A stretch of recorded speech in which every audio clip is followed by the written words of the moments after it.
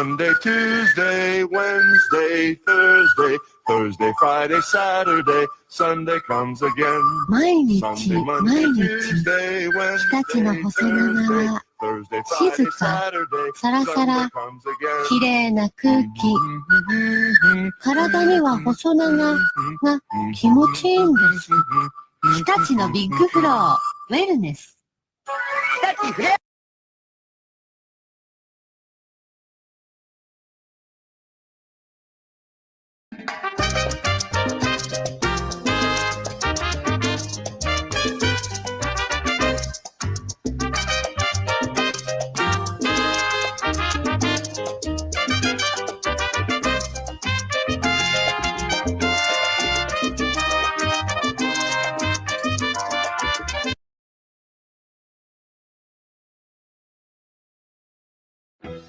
We don't want to make false accusations here on the program, Brian. We do not want to accuse people of behavior, either unsavory behavior, possibly criminal behavior, certainly behavior that shouldn't be imitated. We don't want to do that if they're not guilty of it. If you want outlaw but shows, you know just where to go, Tony Khan. And a game 6 is far more likely than a game 7. And actually, there was only a 28.1% Well, chance. he's kind of shot out, got diarrhea of the mouth, Tony Khan. So, but as the series was going on, 28.1% chance. So about He just lies and he cries, might be high on cocaine. People on Twitter are calling Tony Khan either Tony Yayo, the cocaine cowboy, or Herb Abrams Jr. I don't think it was Coke, but let's go back to this. If you love New Japan, there's no bigger fan than Tony Khan. Whoa. That person is Adam Cole, baby.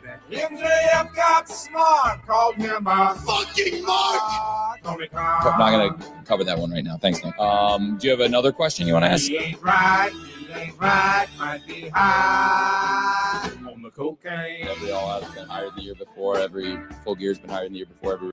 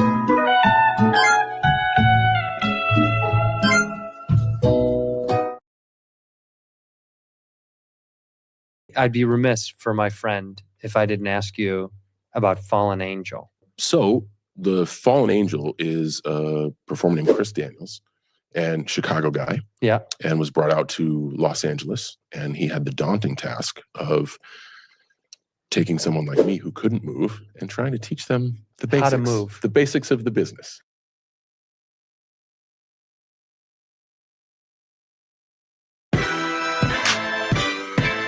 Stuck a bitch. You're about to get vile.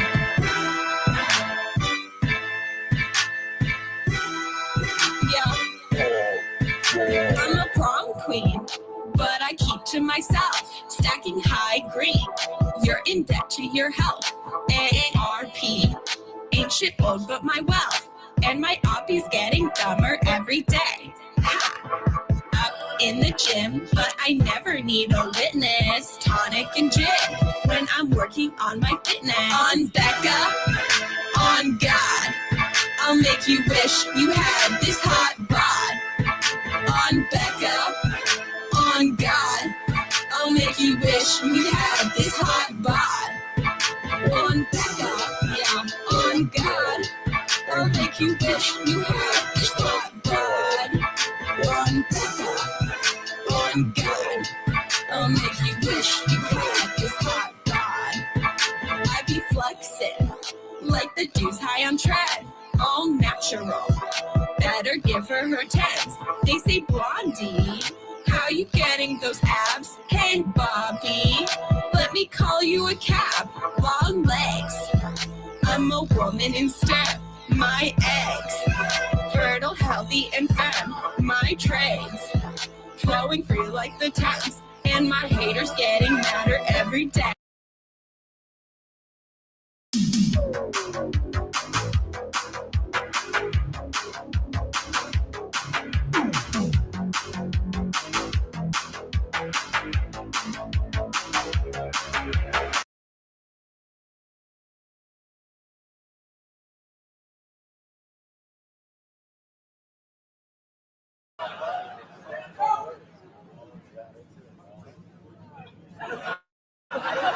And now to the man of the hour. Can someone get him a vodka with Metamucil? Blonde, great in-ring wrestler, great on the mic, a womanizer, 16-time champion, but enough about Kurt Hennig. Ric Flair has been paid millions and millions and millions of dollars by Vince McMahon, and he didn't have to fuck him.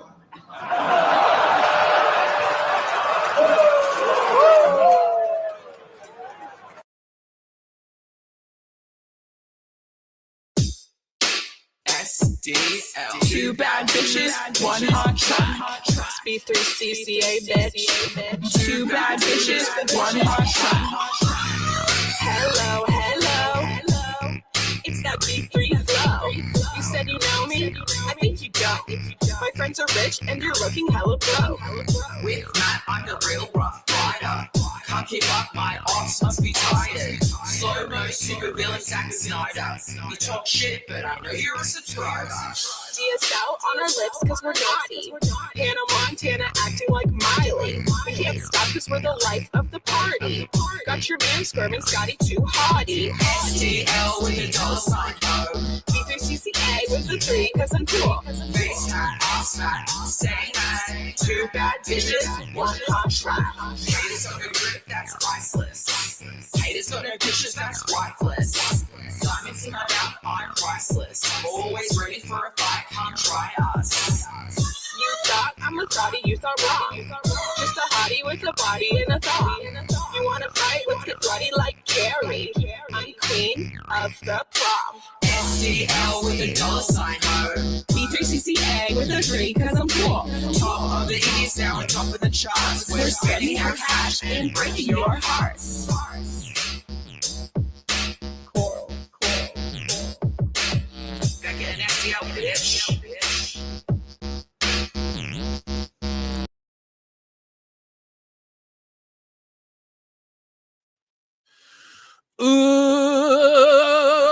What's happening, guys? Welcome to another eclectic edition of PWT Live Show. Yeah. How y'all doing tonight? It is Wednesday night. As you know, you're here. We're going to watch some Dynamite. It's 7 o'clock Eastern. It's 5 where I'm at, so we're all good. Can I get a yeah? Real quick in the chat, everybody. Yeah, make sure you guys run the likes up as the viewership climbs. We're not on X tonight, so if you guys share this on X, bonus points. Okay, and let everyone know, hey, come on over. Come on over, baby. See, can't go 1 minute without the references here. How y'all doing? I hope you're all doing really, really well. I'm having a great day. It's beautiful here, drinking a soda water. It's like a pineapple bubbly. Okay, and I got a nice coffee here and lots of water. I got a tumbler full of water. Okay, we're gonna stay hydrated. And we got a lot of hot news. The reason we're staying hydrated is because we got a lot of hot news tonight, folks. Okay, you know, your boy Phil predicted the AEW mass exodus. What? We got the Saraya's leaving AEW. Right? Where's my what? What? What else is in the title? Dave Meltzer is a dirty loser, and I'm going to make fun of him till the end of time because of comments that he makes about other people and the way he's condescending, and about Triple H, which we're going to get into. CM Punk and his relationship with Triple H and Stephanie McMahon, how it's changed tonight, folks. We got, oh my God. What do we got, Phil Illuminati? We have El Grande Americano, the GOAT. The GOAT. Wait, no. Hold on. We got it, right? El Grande Americano, the GOAT. Okay? And we're going to talk about him and how he's triggered the IWC. We have Dynamite. Some people are saying the most stacked Dynamite in forever, you know? So we're going to get into that. TNA fired people. What? NXT posts a big-ass number. What? Dave lies about Collision's number a little bit because it's inflated because of a 3 million lead-in. What? We got we got a lot going on, everybody. So, and shout out my girl Becca on God, dude. On Becca on God. Forget Sexy Red and Cardi B and Nicki Minaj and all that. I want to see Becca walk Jey Uso out at WrestleMania, wrapping him to the ring. Yeet with a 3 because he's cool. Can I get a yeet? Let me hear it. Let me hear it. Run the likes up for you, boy, as well. Please and thank you. And yeah, we're gonna try and get to 100 on the Clips channel. So we're over on the Times channel too. You guys can switch back and forth, whatever. I'm on the Clips channel. That's the main one. And yeah, that's how we get it done. So I'm gonna check in with chat. Okay, first things first. But I also want to look at this Dynamite card before it goes down, like we do here at PWT. So we have Rated FTR sit-down interview with Tony Schiavone. So it's just going to be like, my family. You weren't there for my family. And I might actually heel turn. I think they're both going to heel turn on Edge. And they're just milking it for a while. I put in the title, and I've been tweeting out, Edge is out of AEW too. And I'm going to tell you guys why in a bit. Okay. If you listen to the members only show. So consider, oh yeah. Why don't I do my plugs too? See the plug period. YouTube.com/@prowrestletimes. Okay. We're almost at 2,000 subs. YouTube.com/@prowrestleclips. We're at 6,200 and almost 300. Right. So let's run those up as well. You guys are goated for that. And then what else? Phil Marks Out. Check out that channel. It's at Phil Marks Out on YouTube. And I've just been dropping Daredevil content and reviews and stuff like that. And I have some more stuff coming. And just consider checking that out. It's way different than this channel. Edits, scripted content, fun, you know, that sort of not just making fun of these sick humanoids. No. But yeah, pop culture, YouTube drama, all that sort of stuff. And then what else am I plugging? Yeah, just that's what it is. Get in the Discord and all of that. Okay, so Rated FTR. What's going to happen here? Eventually, they're going to turn heel on fucking Edge. If you were a part of the member show, oh yeah, that's my last plug. Consider becoming a member for 99 cents. And members only pre-recorded shows or live. I went live, and I just like answer questions, and you know, you guys control the show. Typically, I bring 1 or 2 things to the show. One thing I brought was Edge. I don't know. I'm just saying, right? I don't know. Not a dirt sheet, but I got a theory here about Edge. So, MJF gives his answer to MVP. So this, like, aren't they both heel? According to Dave, 30% at least thought he was babyface. So I really don't know what they're going for there. Thunder Rosa and Tony Storm versus Megan Bayne and Penelope Ford, dude. Okay, so I think, I mean, I'm not even going to predict the match. It doesn't matter. We're going to see. It just beats to the story. I like that they're mixing it up, though. Like, I like that Bane attacks Storm. Obviously, it's just kind of random, but she's just not saying anything. I just want to fight for the belt. Okay, that's happened in the past. Penelope's randomly with her. These are like Joey Janela's girlfriends or whatever in a faction, and that's not a joke. And then Thunder Rosa makes sense. You keep her in the mix with Bane. And, I mean, hey, I'm not trying to be a hater. I like Thunder, but let's look. God, I hate, you know, because you're not supposed to ask a lady's age, so I won't ask. So I mean, her age isn't. She's 38. So I mean, I always say wrestlers to like 45 and, they can go till in 2025. I think wrestlers can go till 45 minimum now, right? So times have changed a little bit. And even back then, people stuck it out, just they were beat up a lot more. But Thunder Rosa, it's like, if they're just going to job her out and have her get other people over, I'm okay with that, honestly. Like, just at this juncture, I'm not saying she shouldn't go to WWE and shit like that if she can at some point in her career, but because I think they really missed the boat on Thunder Rosa. But I mean, if she can elevate Tony and Bane and everyone more, okay, because we talk about it, like, whose stock has raised since being in AEW, right? It's like, well, Megan Bane, more people know who she is and are talking about her. Someone like Toni Storm, I think she leaves WWE and everything she's done has at least, like, when her contract's up, she gets more money no matter where she's going to go, right? So that's the W, right? That's how you've been elevated. Mariah May, like, WWE is going to want her for sure. And she's been elevated since AEW, for just being fair. Oh, come on. That's not very fair. And then we have Mark Davis taking on Powerhouse Hobbs. Okay, two meaty dudes. I just hope Hobbs doesn't get hurt because Davis does a lot of crazy shit. And these two guys have both had injuries that have taken them out for long periods of time.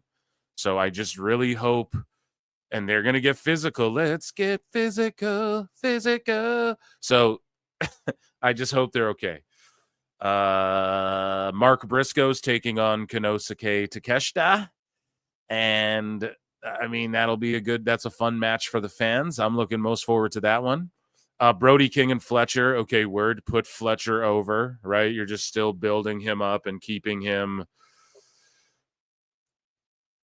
I mean, in the hunt. Maybe you shouldn't have a fucking match with King, though, and Fletcher should come out, or after this match, if he beats King, you should grab the mic and be like, listen, I just beat Will Ospreay, bruv, or whatever, in a cage, and da-da-da-da. Or yeah, who the fuck won the cage match? Jesus Christ. Now I'm just blanking out here. It's like, this is what I mean.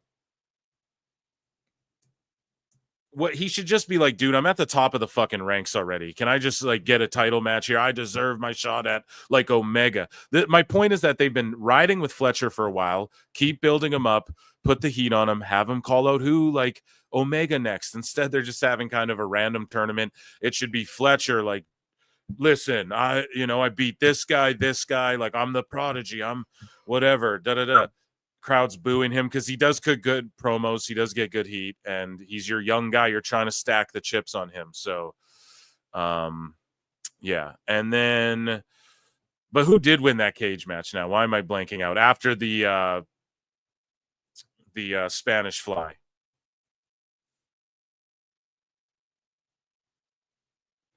It should have been Fletcher no matter what happened. I don't care what happened. But anyways, chat. I'm checking in with chat in a minute too. Kenny Omega, speaking of which, takes on Blake Christian. Just okay. He's been in Ring of Honor. If you guys watch Ring of Honor, he's lit. He can flip around and stuff. He's no different than, like, all he's going to do is make Ospreay look unimpressive overall in the grand scheme of things, right? And if he takes Omega to the limit, I just think that's so foolish. That's so foolish. You have so many matches left with Kenny. I'm dead ass serious. Like, you don't have... They're like, oh, John Cena's final tour. Kenny's in the next few years, man. You gotta really, unless he proves me wrong, and in the main event, Kenny just squashes this fool in like 4 minutes. Like, he does some 1, 2, 3 kid shit. He gets like a few shits in where you're like, oh, that's awesome. And then Kenny just knees him, finishes him. No Diddy. Bang. Pause. 1, 2, 3. Hold up. What'd he say? 1, 2, 3. And yeah, because a lot of people are saying this is the most stacked card. I mean, is it? We'll see. Okay, so let me check in with chat here. We're getting an abundance of super chats. Yeah, so listen, the PWT universe is telling me to set a super chat goal. I don't really do that, but I'll just set, like, what should it be, guys? We'll do like a $400 super chat goal tonight. Dun, dun, dun.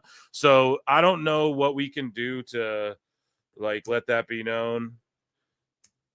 I think you can like set a thing, but I don't want to put a timer because if you guys don't hit it, I don't want you to feel bad. You know what I'm saying? So here, I'll just do that and I'll like make a pinned comment on the Clips channel. How about that? Okay. So I'll pin that one. And yeah, we'll just all add it up. Okay. So I appreciate you all. I see you all contributing to that. I'm sure chat. It's like, I don't even want to do it, but fucking in the member show, you know, it was, it's going to go towards as well the 2K fund. Okay. So we're going to get like a 4-way.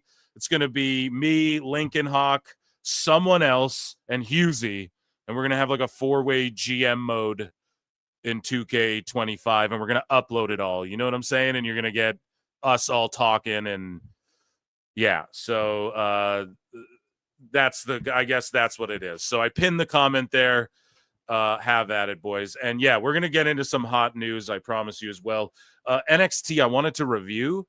So let's review NXT quickly as well. But let me get to this. Miss October 30 has been a member for 7 months, which is amazing. It's 99 cents to be a member too. So just stopping by. I will not be in chat today. I'll see you guys Saturday night after my radiation health and safety exam. Did you mean to say safety? Oh shit, she fucked up. But yeah, good luck on that. You fucked up. You fucked up. And yeah, good luck on that. I mean, we'll see you Saturday, and thanks for even popping in. And thanks for the emails as well. I see your Facebook news as well, Miss October 30, that you sent in the emails. A lot of it I have in the bookmarks already as well too. So thank you for sending it in though, because a couple of those things you don't always see scrolling Twitter. So thank you. Denisha Lane for 10. What's up, D? Says, hey Phil, I'm watching Stephanie play on ESPN. Is really good show to watch. Phil, I'm looking forward to Tony. To tonight's show, Phil. Sorry. I'm so glad. I thought you were talking about Tony Storm for a second. I'm so glad Saraya's leaving AEW, WWE. I'm so happy if she does. Listen, we're going to get into that more in depth, but just like quickly, you guys know I like Saraya. You guys know I put her over as like, she's a big star. Like she draws when she does some shit, it's covered in TMZ, and not just because TMZ's starting to cover wrestling now. Like she gets covered mainstream. The Rock made a movie about her life. Florence Pugh fucking played her. She's married Ronnie Radke and shit. He's like super famous, you know. And so, and I know people will be like, he's not super famous. He is, man. Like this guy goes on tour and his band still to this day fills like fucking huge buildings, man. Like he drops shit. He's one of the most streamed in his genre on Spotify and stuff. Like his music is super famous, you know? I don't know if he's still like, I think Falling in Reverse is his band or whatever. I don't know if like he still is in that band or whatever. Either way though, if she goes to WWE, good. Some people like, I know everybody's like, well, she can't wrestle. They won't clear her in WWE. But the problem is that she has been saying in these interviews, which we're going to cover, like, I don't think wrestling, she even cares about that as much as I know she just wants to be on TV and shit. Will WWE give her a one-off? I don't know. Like she got her send-off with her family in front of the quote-unquote hometown crowd coming out to Queen and shit at All In, you know? So is that what she's looking for? She's in the interview saying like, hey, like promoting her book saying, hey, I just want to put people over and do what's best for business. And I don't know if there's much more for me in ring. Well, she was the SmackDown GM before. You're telling me she couldn't be the GM of the all women show, right? That WWE does hopefully one day if they're listening to PWT Confirmed. Thank you. Thank you so much, D. Philip Gohan. I'm just going to call you Gohan because that sounds cool and I love it. Super chat goal tonight. I need to know so I can do my thing. Yeah, brother. I think we started it. I put it in there. And yeah, Dashing Purpool and the top mod of the top pod, vintage George Capture, by the way. Dashing Purpool member for 5 months. Raz Grado member for 7 months. I love all of your guys' memberships. Thank you so much. It's only 99 cents if you support what I do. Holy shit here. Lincoln Hawk, dude. He wants to play some fucking 2K. You're the one who fucking pressed me, Lincoln. You're the one who pressed me, so I gotta give you credit for that. Hey, chat, did you know that guys named Phil in Canada don't have access to clean and new gaming consoles or 2K25? We need the song "In the Arms of an Angel." For as low as 16 cents a day, you can help change a Canadian's life forever. Donate today, and you can be like Grande Americano, an American hero. Yeah, it's just. Oh my god, dude! Thank you so much. Yeah, we gotta fucking convince Mrs. Marks over here that that's a worthy thing to do. Raz Grado, I hope we get some gift of Jericho tonight. Yeah, for sure. I'll guarantee it if we hit that goal, I guess. I don't know. Alt Jake, member for 12 months. Shout out Alt Jake, my guy. And he's been around for 12 months already, a member, which is crazy. And here's his old pick. IWC equals nerds. Okay, so I'm leaving those all in here. I'll do the maths in my head, and we're a quarter there. So we're like a quarter there. So let's keep going, and yeah, the chat will shame the rest of the chat if we don't make it. I'm just gonna lay in the cut and do what I do. So I don't really like asking for shit like that. I gotta be perfectly honest. Okay. So we have lots to get to tonight. I'm going to keep my eye on the time because I know that we have Dynamite on as well. So let me take a look. What do you guys want? We have we got lots and lots. Miscellaneous. We have some MMA shit. We got lots of stuff. So let's share this tab here. And light news, I guess, gets a banjo. Okay, and I'm going to check back in with chat after we get through some light news. Okay. So Wyatt Hendrickson just beat Olympic champ Gable Steveson for the biggest NCAA wrestling upset ever. Now, some people were like, explain this. Now, pretty much what it's like is, how do you explain it? It's not even like this other dude's a jobber. It's just that, how do we put it in pro wrestling terms? Like maybe when Action Andretti beat Jericho on that Dynamite randomly, like sort of that vibe. Maybe there's a better, like when Hurricane beat The Rock on that Raw, it's like sort of like that. But this guy was in WWE, right? Gable Steveson, and he went back to NCAA, and people were clowning him. They're like, dude, he's older than everyone. He's heavier. He's an Olympic champ who's coming back to like school all these other people and take away their opportunity at whatever. And he got schooled here, dude, in the final seconds. So this takedown, this double leg that gets secured here by Hendrickson scores him 3 points, and he takes it with like 4 seconds left or something. Let's watch this. Shout out ESPN and NCAA. I don't know. Don't yellow flag me for this.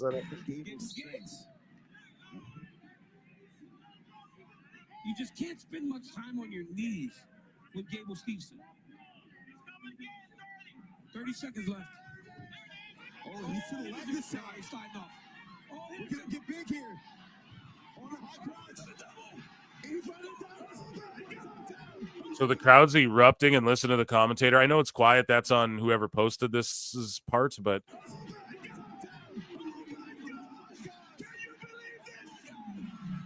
could everyone screaming on their feet. And Steveson botched. Like, he thought he was going to go there and...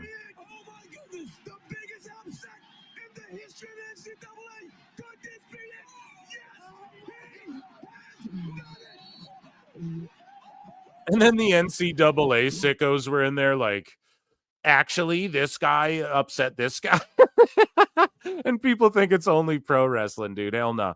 So at UFC, Drew McIntyre was in the house at this UFC London, which was, I don't know, the main event was pretty fucking shocking to say the least. But either way, this is pro wrestling. Here's Shane Gillis. But here's Drew. Couldn't give a shit less. And then he just flexes and waves. There's Drew McIntyre's here as well. Our partners over in WWE. You know what I'm saying?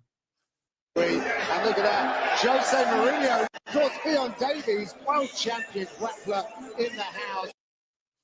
Yeah, Fionn Davies. Fionn looking fine there, right? Right. We got the people's elbow in an MMA fight. I told you guys we got a lot tonight. Okay, so we're gonna see it through tonight. Here we go.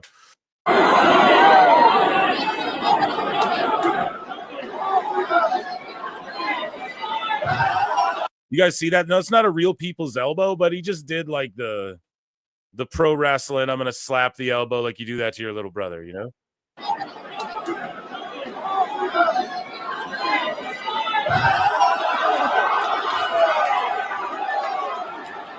Shit actually landed and he gets TKO'd though, like, or does he not? Yeah, I mean, you didn't even need to get slammed around like that. But yeah, that elbow connected. If you smell, that was pretty dope. Okay, hopefully the Phantom of the Bookmark Opera doesn't return. And then here's a dude RKOing his coach after getting a win here. Mission finishes. Yeah, I mean, it's unheard of what he can do. Yo, he sold that so good. Like he took that bump, flat face, everything. That was fucking amazing. Yeah, that was UFC MMA news. How about that? Yeah, I don't know. This one's like glitching out. We're in the Phantom of the Bookmark Opera again, I guess. So moving along here, we have miscellaneous news, which I'm going to get to. I'm going to read super chats though.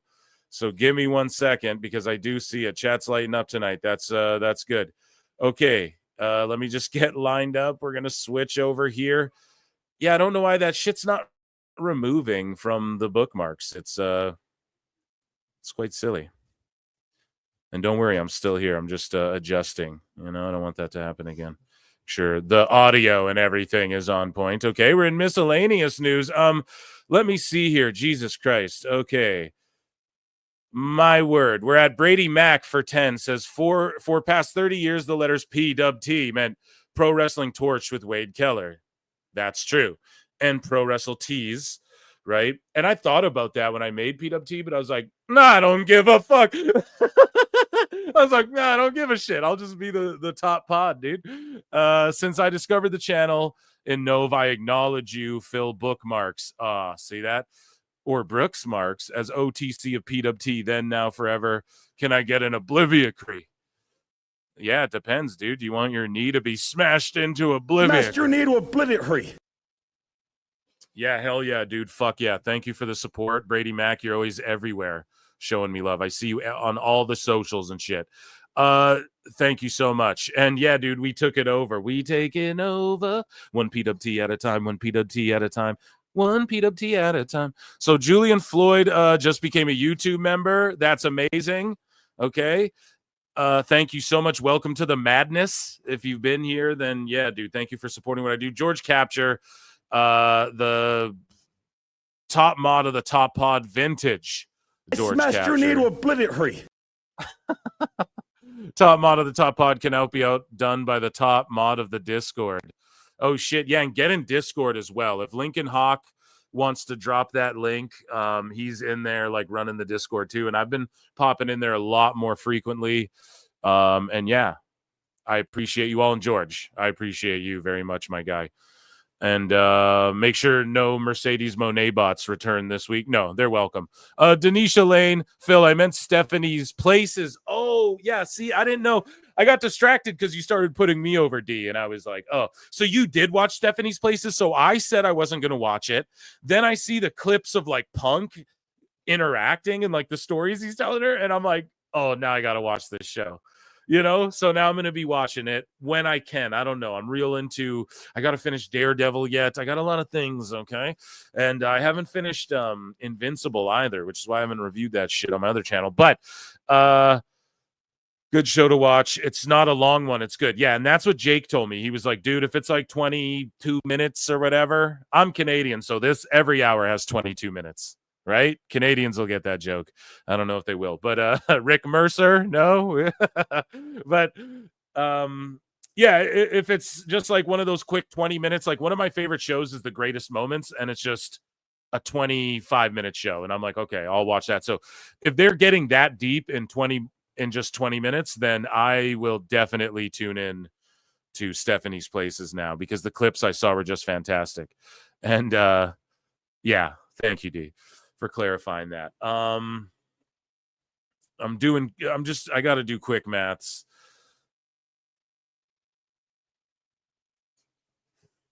Yeah, like, by God, we're like halfway there, chat. Oh, pretty much. So yeah, keep it coming. I mean, okay, there you go.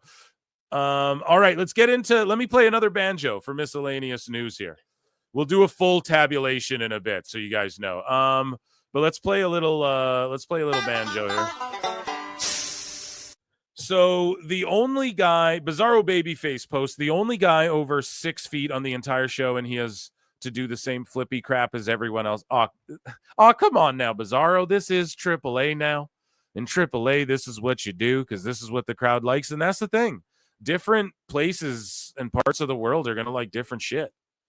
Shout out M. Dickey and Wrestling Empire, for instance. When you play the booker mode and you go to a different country or territory and to book your show, it tells you, like, yo, these people hate baby faces and they love blood. Or like, these people hate cage matches and they love women's wrestling. Like, it gives you details like that, you know? And again, it's just a little thing that this dude added to a video game that's like, in reality, you'd want to know the same stuff, right? And so, again, that's where I bring it to Dave Meltzer, who's like, well, Mexico's the best at drawing casuals. Yeah, it's just a whole different thing entirely, like the way wrestling's consumed and shit. So if it was TBS Mexico, the Ocho or whatever, okay, you'd have a point. ESPN Ocho, right? Wasn't that a channel? Or it might still be, but yeah, it's like, you know, then that works, but that doesn't apply to America as well. But either way, though, yes, a 6-footer doing and this on Max Space Vivo, dude.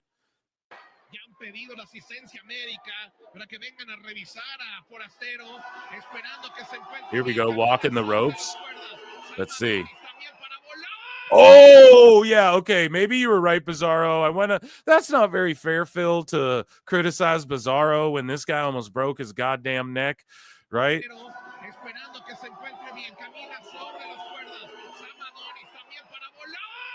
Oh, and he guillotined it on the rope. Ooh, that's not good. That is not good, chat. Shout out Bizarro Babyface. So in a shocking appearance at Hard Times, you'll be doing hard time. The big boss man, you better right? Is that how shit goes? I always botched the ending. So former world's heavyweight champion Rhino, but they spelt it with a J. So they fucked up their NWA. Unless he changed it to that. Rhino. It's like the Latino Rhino. You know, there's like green cane, blue cane, and Cuervo and Quavo, right? We have Rhino. Rhinino has challenged Tom Latimer. No, they just made a typo. So yeah, that's awesome. Billy Corgan booked Rhino versus Tom Latimer.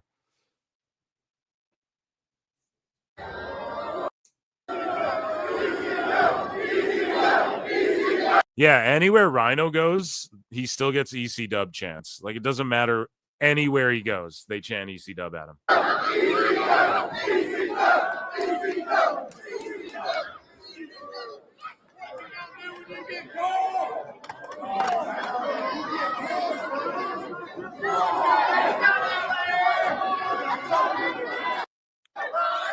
Yeah, that's cool.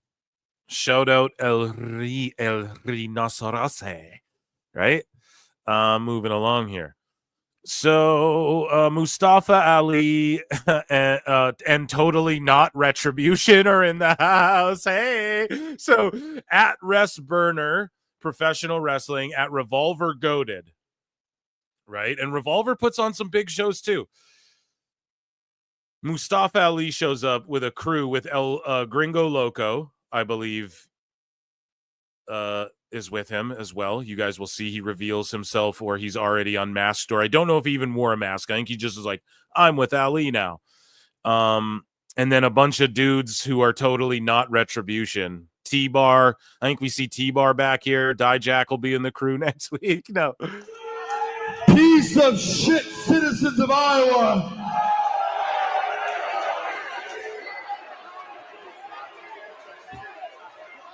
Yeah, for some reason I thought Gringo Loco was wearing a mask, but maybe I'm just conflating that with the NXT guys doing the same shit right now. This is such an old, like, we're all wearing black with fucking skull masks. It's like, come on, man. We gotta do something a little different than that, you know? No. This isn't Retribution, you fucking mugs. This. Jesus, he's going. Oh, yo, Mustafa Ali's like, yo, fuck them kids, dude. Oh my god, he's like, dude, this ain't Retribution. It's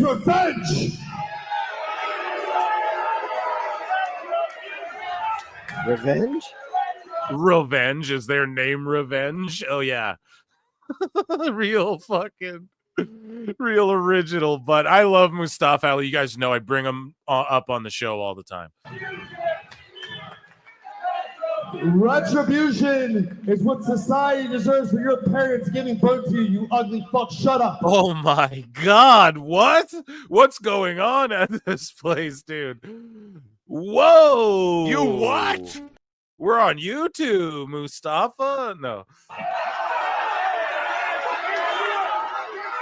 I am here because of the disrespect that Revolver has shown me. Revolver has decided that it will have its debut show in Chicago. April 5th. Yeah, we did that. Well, that's fine. One guy throws a streamer. Ladies and gentlemen, you can. Yeah, you guys, he's going to Chicago. He's cutting a promo. You guys get the gist. AAA revealed the new La Parka and brought back Vampiro to endorse him. He dances a bit. People, the dirt sheets are like, the identity of the new La Parka already revealed. I'm like, what the fuck? One day later, it's like, come on, man. So yeah, they brought like the character back with a new guy who's going to carry it on into the future type thing. It's like Black Panther. If you guys ever understand the passing of the mantle there of how that works. No? Phil marks out, ladies and gentlemen. Talk about comic books and stuff over there. The Blue Meanie says, rest in peace, legendary announcer. So yeah, reporter Bill Mercer, one of the underrated voices of professional wrestling, world-class championship wrestling. He passed away at 99. So, I mean, you can't ask for a more full, longer life than that. The dude's seen things. He did things. Yeah. So yeah, long, full life, RIP. And yeah, another legend gone, you know? I don't know if he's a legend, if you'd consider that, but I mean, listen, people remember him. Speaking of legends, Chris Bay has made an appearance at FSW tonight. I'm not Meltzer here. I'm not here to go, he wasn't the greatest luchador, you know?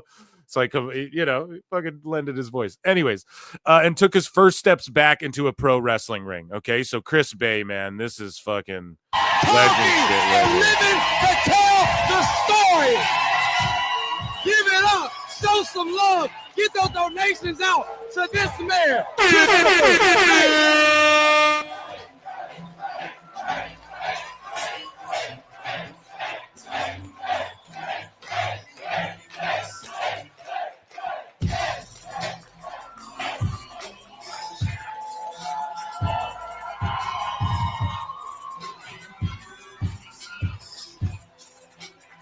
Just the fact that he was likely not going to walk again, and then he walked to the ring, it's pretty goddamn crazy, you know?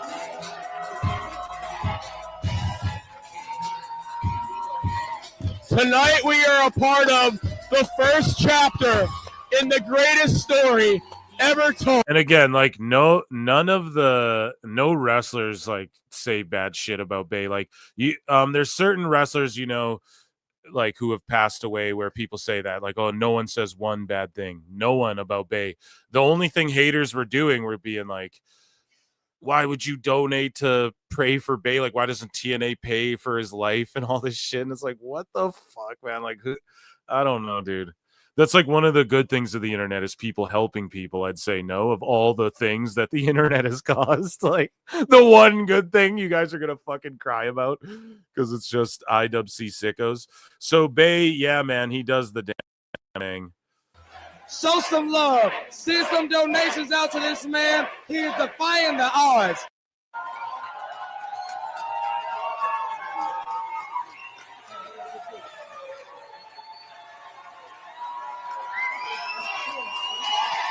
And it's good he gets a moment like this, too, because I was like, man, ABCs, they got to go to WWE. It's their time. They got to go to WWE. All these fucking people.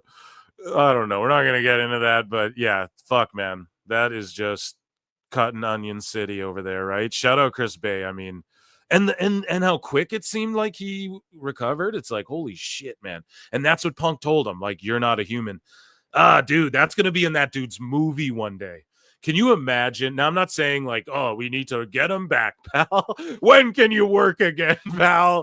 Vince McMahon, right? I'm not saying that, but imagine if he like did work or something, like just got in the ring and like hit a move the way Arn Anderson's got in and like hit a spine buster. So, you know, he like lays a super kick to help like Ace Austin win his first TNA title or something. Like, I don't know. That I just think about shit like that and how the crowd will react, like the moments, you know. And fucking Bay's just a legend. Anyone who's done some shit like that, you know, is inspirational. Speaking of inspirational, Steph DeLander dropped a book. Saraya dropped a book, but also Steph DeLander did as well. She said, I'm very proud to announce my autobiography, What's the Best That Could Happen? My Love Letter to Pro Wrestling. It's available now for pre-order at Barnes & Noble for hardcover and Amazon for ebook. Orders ship April 18th. Yeah, let's see. Let's read the back because she got some words from people. From the sandy shores of a small beach town in Australia to the bright lights of a WWE ring. And I'm checking in with chat after this section of news here, okay? Steph DeLander's career has been anything but ordinary. More than anything, this is the story of a girl who had no choice but to learn how to fight with her back against the wall through injuries, heartbreak, and soul-crushing setbacks. Steph's journey has never been easy, but that's what makes the wins even more special. Follow along as you get to dive deep. I'm fucking dyslexic. Dive into the heart and soul of a chaotically passionate 20-something who refuses to take no for an answer. This is a unique real-time look into what it takes to reach the highest level in the world of professional wrestling. So Drew McIntyre said, one day people will be asking for her advice so they can do their own Steph DeLander. And then Chelsea Green is like, Steph continues to inspire others to be unapologetically themselves both in and out of the ring. I'm surprised she didn't get a fucking Cardona quote. She probably asked him and he was probably like, go fuck yourself. You know? Samoa Joe says, it is my hope that in these pages you realize success is a supremely imperfect process. Happiness is a constant pursuit. And then Tommy Dreamer's like, she reminded me of a knockoff China. Damn, but that's gangster of her to leave that as her thing, you know, like in her thing, until I realized she was to become the first Steph DeLander. And yeah, I don't know. I'm a big fan of hers, man. Lots of people are. There's her book. And yeah, again, just another person who left the NXT UK WWE type system and just went and made the best of it. Doesn't bitch, doesn't complain, doesn't take shots at WWE, doesn't, you know, just fucking grinds, you know, and you have to respect someone like Steph D.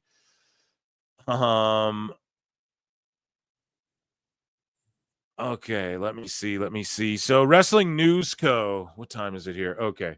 Wrestling News Co. North Carolina senators have introduced a bipartisan bill, the Ric Flair Act, Senate Bill 404, proposing a $500,000 study on the feasibility of establishing a professional wrestling Hall of Fame museum in the state.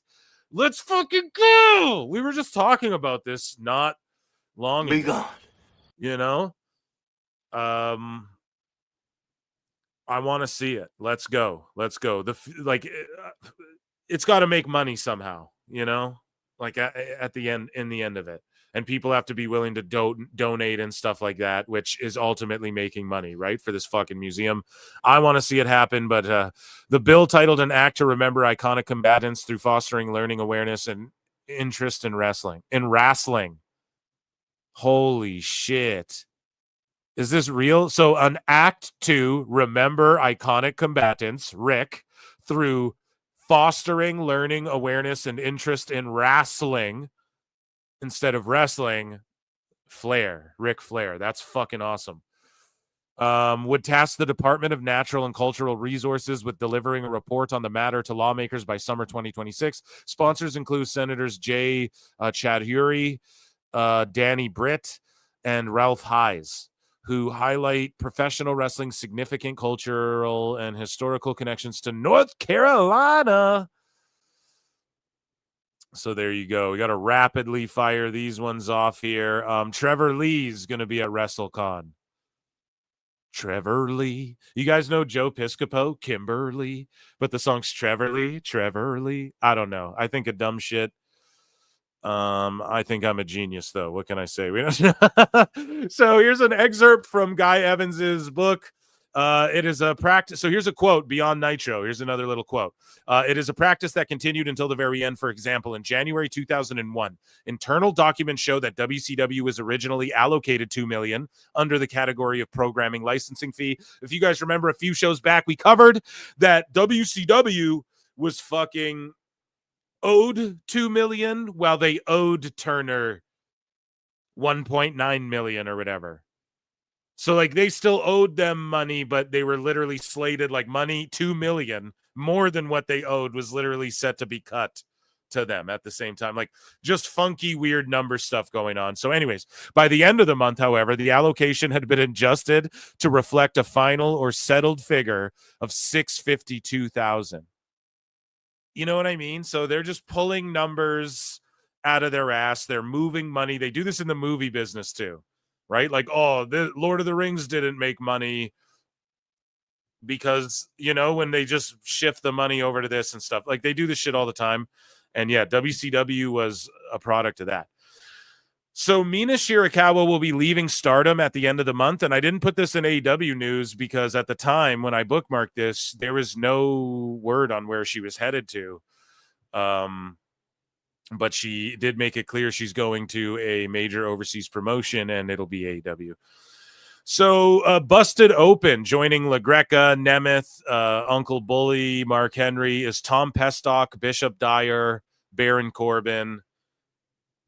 He's joining Busted Open. So there you go. Shout him out. Speaking of Mina Shirakawa, she will be at WrestleCon in Las Vegas. You guys don't want to miss this. I have not been paid, by the way. I just see these cool graphics and I go, wow, that would be a fun time. You guys should fucking go. Like, look at everyone who's going to be there, right? I just love wrestling. So Tony Hunter Promotions, shout you out. You're getting the free plugs here. Jim Ross is going to be there. Good old Jim Ross. Mike Chioda is going to be there. So just everybody you could think of. Indy Hartwell, there's WWE folk, ex-WWE, TNA, Izzy Moreno, right? Gabe Kidbruv is going to be there. Willow Nightingale is going to be there. What? Carolina Cruz, Lexis King's girlfriend, who I said, or hopefully fiance, I don't know. They seem good together, but she was on that NXT Next Gen show. And then she left, and I was like, you guys keep your eyes on her. She put it together, everything she learned from WWE. And she's not even in LFG or Evolve or any of that shit. They let her go after that Next Gen show, but she went and made it happen. So much so that she's making noise, and like AJ Francis brings her on stage a couple times at TNA, I believe, like during his First Class, his like Piper's Pit, you know, his version of, I think it's called the First Class or whatever. And yeah, so she's making waves on the indies in that. And that's what's crazy is she, by leaving and not doing Evolve or LFG, might work her way back in WWE at a higher level. You guys know what I mean? Like she might be more of a hot commodity. She might advance quicker than some of these people. That's the beauty of pro wrestling right now and just having so many different avenues. And if I'm TNA, I'm scooping her up for my knockouts division. Like, I don't fucking know, man. But yeah, this is Lexis King's wife, hopefully. You know, better put a ring on it, bro. I don't know. Like, you know, she's out there, dude. And she's looking mighty fine. Yeah, so wife that up, brother. You know what I mean? Don't fuck that up, dude. Okay. And yeah, she's making waves. So hopefully we see her back in NXT sometime. I've been saying keep an eye on her. Bishop Dyer enters MLW Battle Riot 7. And we have some Vince Russo. So Vince Russo has this to say. He says, bro, is Cornette ever going to get tired of talking about me and the Attitude Era, bro?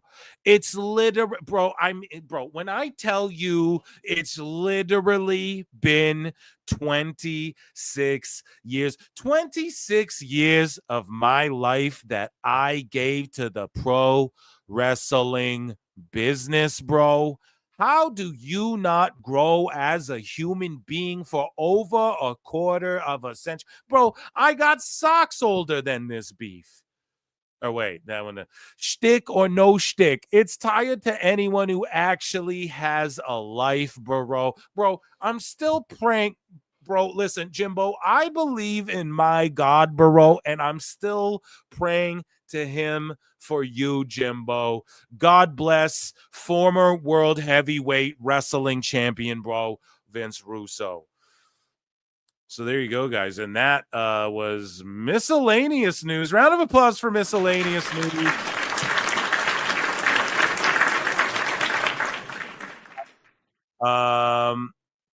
Tarek Brown became a new member. Thank you so much. Welcome to the madness. Ray J's World says, any truth about Britt Baker leaving AEW? We're going to talk about that real toot sweet, okay? I want to see the haughty dentist in NXT. Well, we're going to talk about that, Ray J's World, so I appreciate the question. Thanks for the reminder. And yes, we will chat more about that. And is she going to be in NXT is another question, where I think she should be, but I don't even care if we say, well, we'll get into that. But I mean, she realistically, she should just go to the main roster. No, Eric for 5 says, Phil Goodish, pal. I look forward to the IWC slop every Monday, Wednesday, and Saturday. Thanks for the plug, brother. This works for me. This works. I got to switch. I'm like, oh shit. Oh, my brain's scrambling. Which impression am I doing? This works for me, dude. This works for me, brother. You crazy son of a bitch. Yeet. Yeah, here, I'll give you a fucking yeet. You threw too many at me there, though, dude. And George Capture says, before we go to Dynamite, play Jericho as the PWT lead-in. Yeah, let's fucking do it. I'm going to whip it. I got to whip it on my screen. Whip it good. Dun, dun, dun, dun. Whip it real good. I think that's combining 2 songs. Is it not? I might have botched. Okay, I'm just doing some like quick maths for you guys off screen because I'm going to, and then I'm going to get Dynamite on the screen. So yeah, how's the PWT universe doing today? I'm going to check in with just regular chat because I love you guys as well, and you guys know that. So I have to check in with you. Make sure you get in the Discord, guys. Anything like that, you know, if you enjoy chat, if you enjoy hanging out, you know, we do more shit like this in the Discord, and we set up drafts and stuff like that. And yeah, here quickly. Sorry guys, I know this is such compelling radio. We're here for a long time, okay? You guys know that. Yeah, so we're over halfway there.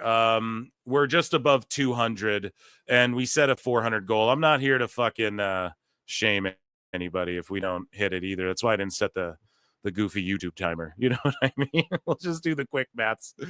So we're just over 200. We'll keep the ball rolling though, because like I said, we got a lot to get to. You guys are asking questions about Saraya and everything. Cyber Psycho Sid's been a member for 1 month. Dude, what a good name as well. Okay, we'll get to some Jericho if you guys want it. I also need to throw this. I'm going to get this show going here as well. What? Yo, show you heck. Oh, and then I didn't watch Dark Side. NXT. I wanted to talk about NXT a little bit. So I'll just babble my brief fucking review right now, okay? It was a great show. It always is. It wasn't like the best NXT ever.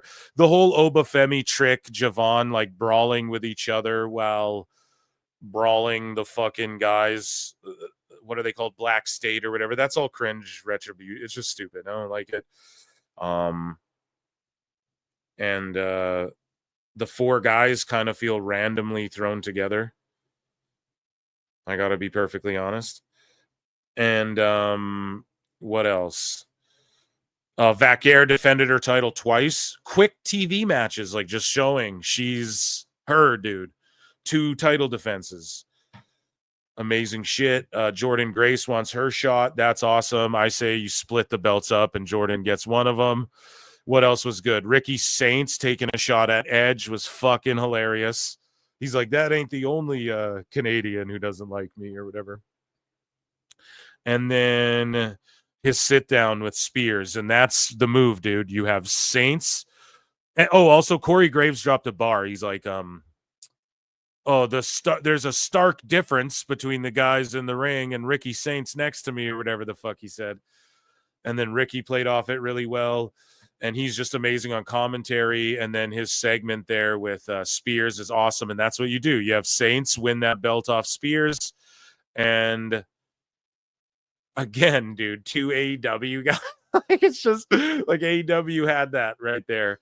They could have had the chairman like cracking everyone over the head with a chair in AEW and hosting his own faction instead of just being like one guy in MJF's group or whatever. Not that he didn't do good in that group, but with Sean Spears. And yeah, again, they're like, we could go back to that other place. Like they just openly acknowledge, and NXT just takes shots, and NXT's whooping AEW's ass in the fucking ratings is the crazy part.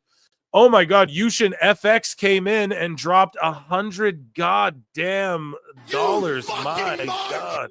Oh my goodness. We have to play some music for this guy. You know what I'm saying? Oh my goodness. Let's play some music. Round of applause. Everybody. Show some love to Yushin FX.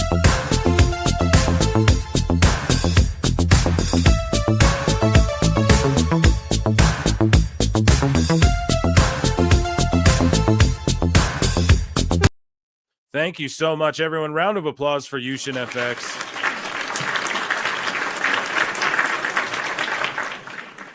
Little bit of a leap closer to the goal then. Appreciate you. Yeah, so we're $100 away from that goal. You guys shattered it. I was going to do like another one like this on Saturday, and then I'm like, okay, because, you know, YouTube takes their fucking. So I was like, if we do 2 back-to-back like this, then we're good. Then we're set. So, I don't know if you guys shatter way through it. Awesome. Whatever we make over tonight, I'll put into the next one or whatever, and we'll set that, whatever that goal is. So I appreciate you so much, everyone. Pat on the back for Yushin FX, and we acknowledge me. Okay, let me check in with like chat as well, because I know I fucking love everybody here. It's not like I'm playing favies. Blue waffle for life. Okay. I got my blue chew ready, guys. Pick sock either, stay away. I don't know what you're talking about. Everybody dance. Moose, blue wall. Yeah, Moose, don't turn these sickos sicker. Okay. Fitting we get Sean Spears and La Parka in the same stream. Chairman unite. Hell yeah. Hey, Kyle, I like your style, brother. Mandy Rose seating over Steph. Yeah, we got that in the news. We got everything in the news tonight. It is crazy tonight. F Cope. Whoa. North American title should be the workhorse title. Agree. So maybe Steph could drop the top one, you know? Moose Googling. Dude, do not do it. On Rumble, bro. That's where you do it. Is Nitro on tonight? MJ from NJ, if you're around in chat, start you know what I mean? Just start lurking around when you see me talking numbers here or whatever, if you think you can pipe in. We want Jericho. Okay, it's time. We got to the end, and in honor of Yushin FX, yeah, guys, here joining us on the show, Chris Jericho. I look and see it's not just me. So many others have stood where I stand. We are the young, so raise your hand. They call us problem child. We spent our lives on trial. We walk an endless mile. We are the youth gone wild. We stand and we won't fall. We're one and one for all. The writing's on the wall. We are the youth gone wild. Let it get wild! Yay!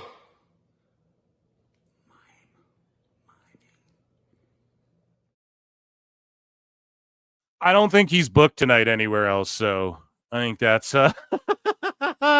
Round of applause for chat. You guys are fucking goated. I love you all. Thank you.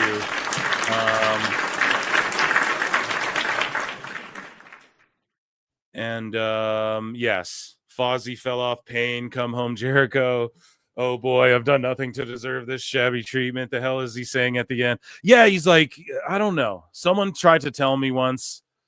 And they were like, "Oh, singers do this," and I'm like, "I fucking know a shitload of singers, bro. I don't know what the fuck he's doing, you know." But it's all good. I ain't hating. Anyways, so where are we here? I'm just trying to get set up. Okay, there we go. We removed that phantom bookmark there. We were able to remove it off screen here. So we are going to move along to, we have TNA news. Okay, we do have some TNA news, and it's worthy of its own thing. So we're going to give it its own thing here. Joe Hendry and PUBG Mobile. We already covered that. So let's head over here. And let's play a fucking banjo for TNA news. So, here, I need to hydrate, guys. Before we someone drink some iced coffee. My wife, she made this iced coffee, right? So usually I just go buy it, right? Like a normal human being. And what she does is she gets this like instant coffee or whatever. And I'm like, what the fuck is instant coffee? I had to Google it. I didn't know instant coffee was just, I didn't even know what that was. I was like, what are you talking about? You know? And so, yeah, it's fucking delicious. I'm happy she did. I was all pissed. I'm like, you didn't get me what I asked for. And she's like, no, just drink this. I'm like, oh, it's fucking amazing.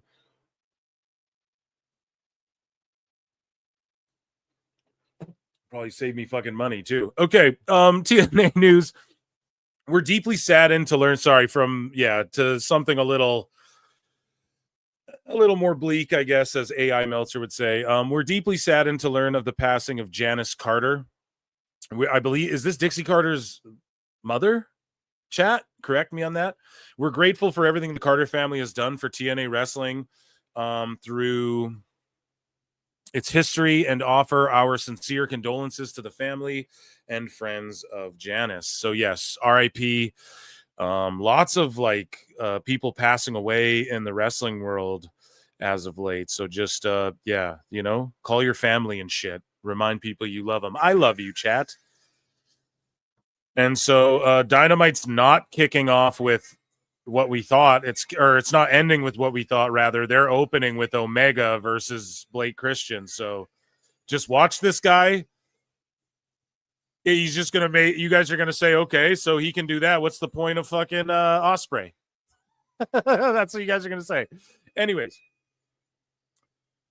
So just Alex Central, there better be a good-ass reason why TNA just fired Gail Kim. So yeah, they fired her. They let her go. Now, the good-ass reason is they're trying to they're trying to move away, rather, from people who are more wrestling-minded. Also, Gail Kim can just go to Maple Leaf Pro. Hopefully she works in NXT. I could see her be on LFG or a coach or something like that as well. But she could also work with Maple Leaf Pro. She's a tremendous talent, and it does suck that they let her go. And we have a follow-up on that. However, they're just moving in like a TV. They're trying to secure a TV deal so badly. So if they can put anyone in any role that will secure a big TV deal, they're all about that. And I find it hilarious that Minecraft is promoting on fucking Dynamite the Minecraft movie after Moxley did what he did. And if they show the highlights from that, I mean, that's crazy.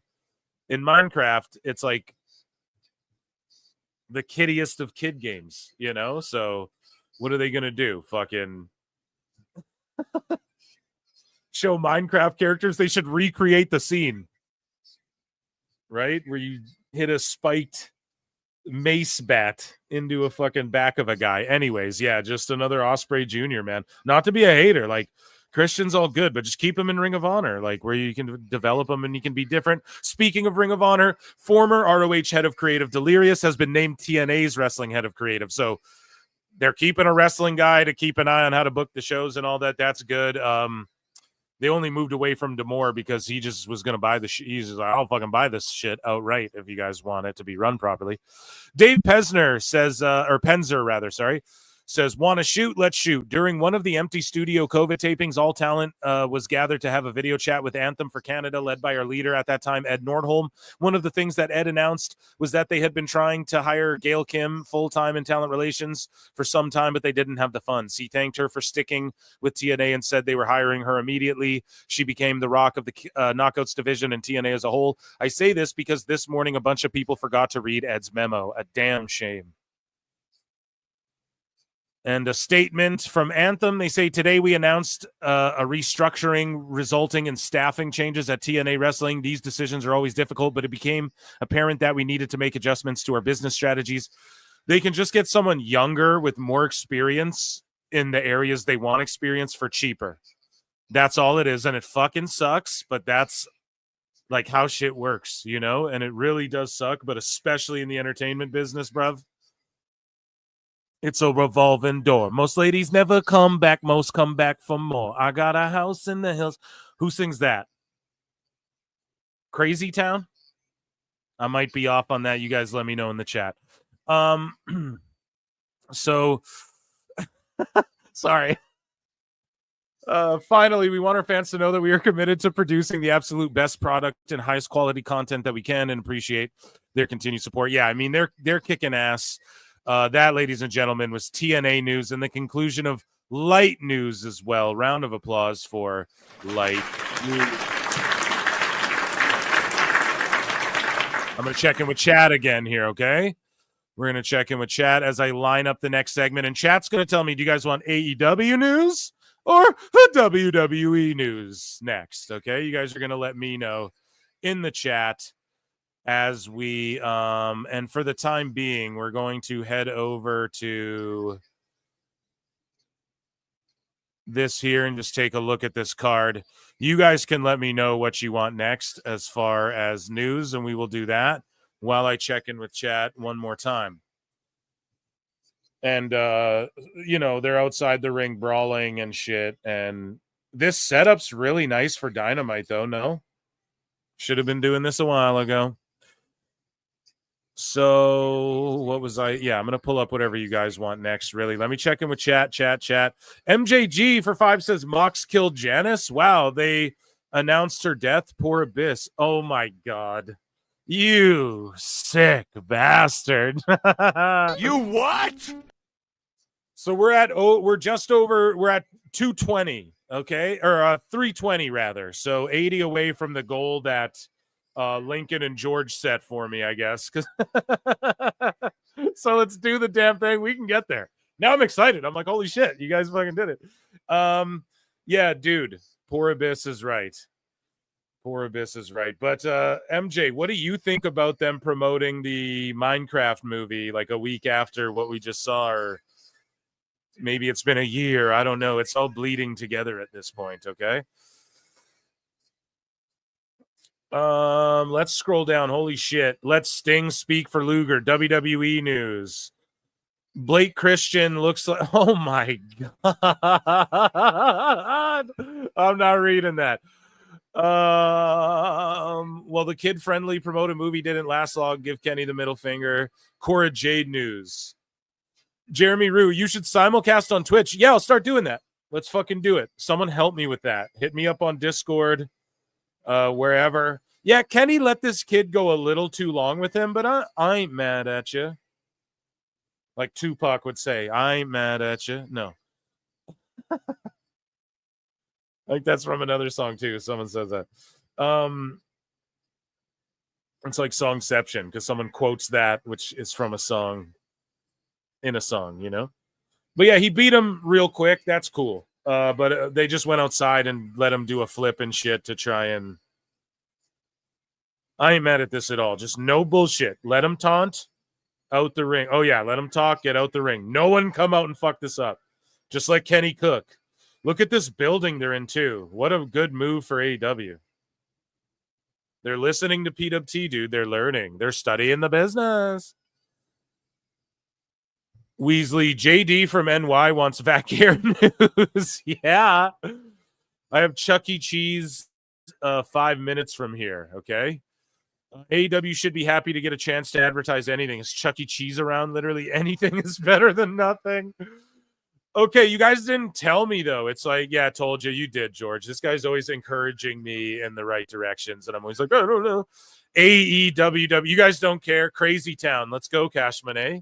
You're right there with me, bruv. So let's continue along here.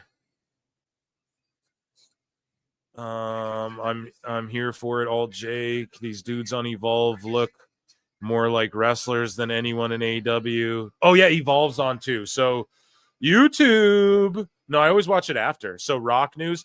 Yeah, let's get into I guess you guys want I think more people said WWE news. So let's get into that first and foremost.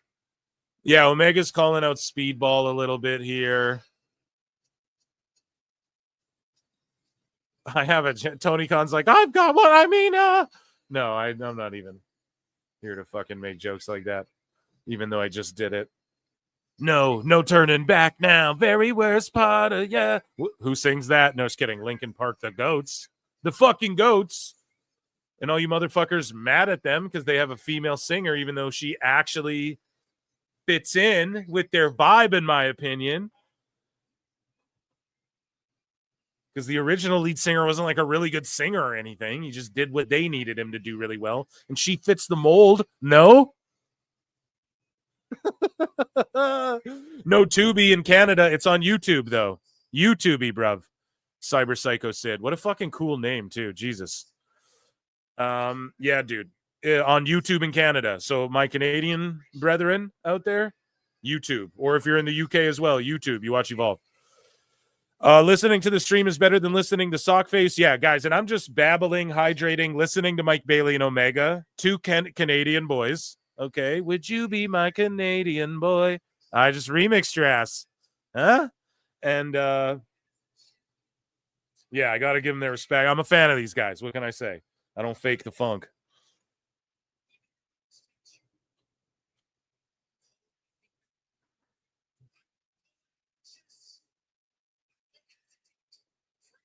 If you just, Mike Bailey's like GSP. If you just get the GSP vibe out of him, you're like, okay.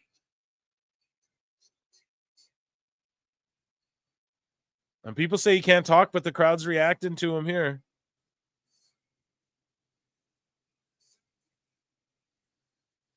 Then they get interrupted. Like, we don't need Ricochet, dude. But he's actually gonna cook here. Okay, Ricochet's in a backyard.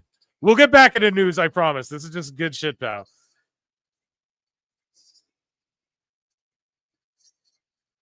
What is he? Yeah, he's like trying to do the Andrew Tate thing. Today's my wedding? Oh, Samantha's going to be on AEW tonight or what? Is Samantha going to be on AEW tonight or what? Holy shit. Holy shit.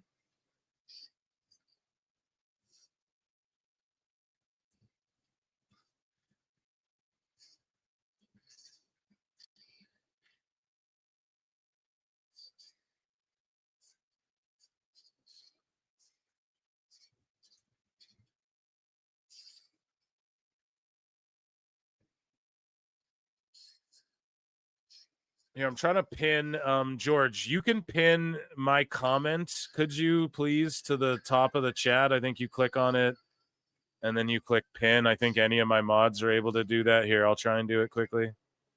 Yeah, replace. There we go. I did it. Never mind, guys. Thank you. Okay, we're listening. We're giving these Canadian boys their fucking due, okay?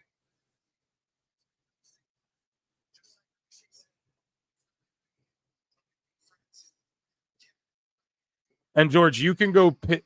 Ah, shit. Omega's actually cooking too. And on the Times channel, George, too. I know you're the top mod of the top pod. I got to ask you. Sorry. So Kenny's just like cracking jokes. He's actually doing a good promo for him, but they're like friendly. And Ricochet's like, it's my wedding. And he's dressed in all white. So Samantha's going to be on the show tonight, chat. What do you guys think? So Ray J's World for 5 says Effie from GCW was on Reffing It Up. They talked about how the Mox spiked bat spot. Effie said Mox wants to do crazy stuff. Effie faced Mox in GCW. Yeah, shout out Effie. I think he's like not I don't know. Some people go hard on him. He does some crazy shit. It's not really for me, but I think he's a good guy. I mean, I don't know. I just don't like really watch his wrestling or whatever. But yeah, he was on Reffing It Up, so he's not a pussy. That's the thing with Effie that I respect about him. He'll go and talk to Reffing It Up when everyone's like, oh, Jimmy Corderas and shit, you know, which by the way, shout them out too and shout out Jimmy. And shout you out, Ray J's World. Let's go to We got news to do tonight. My word. Let's do a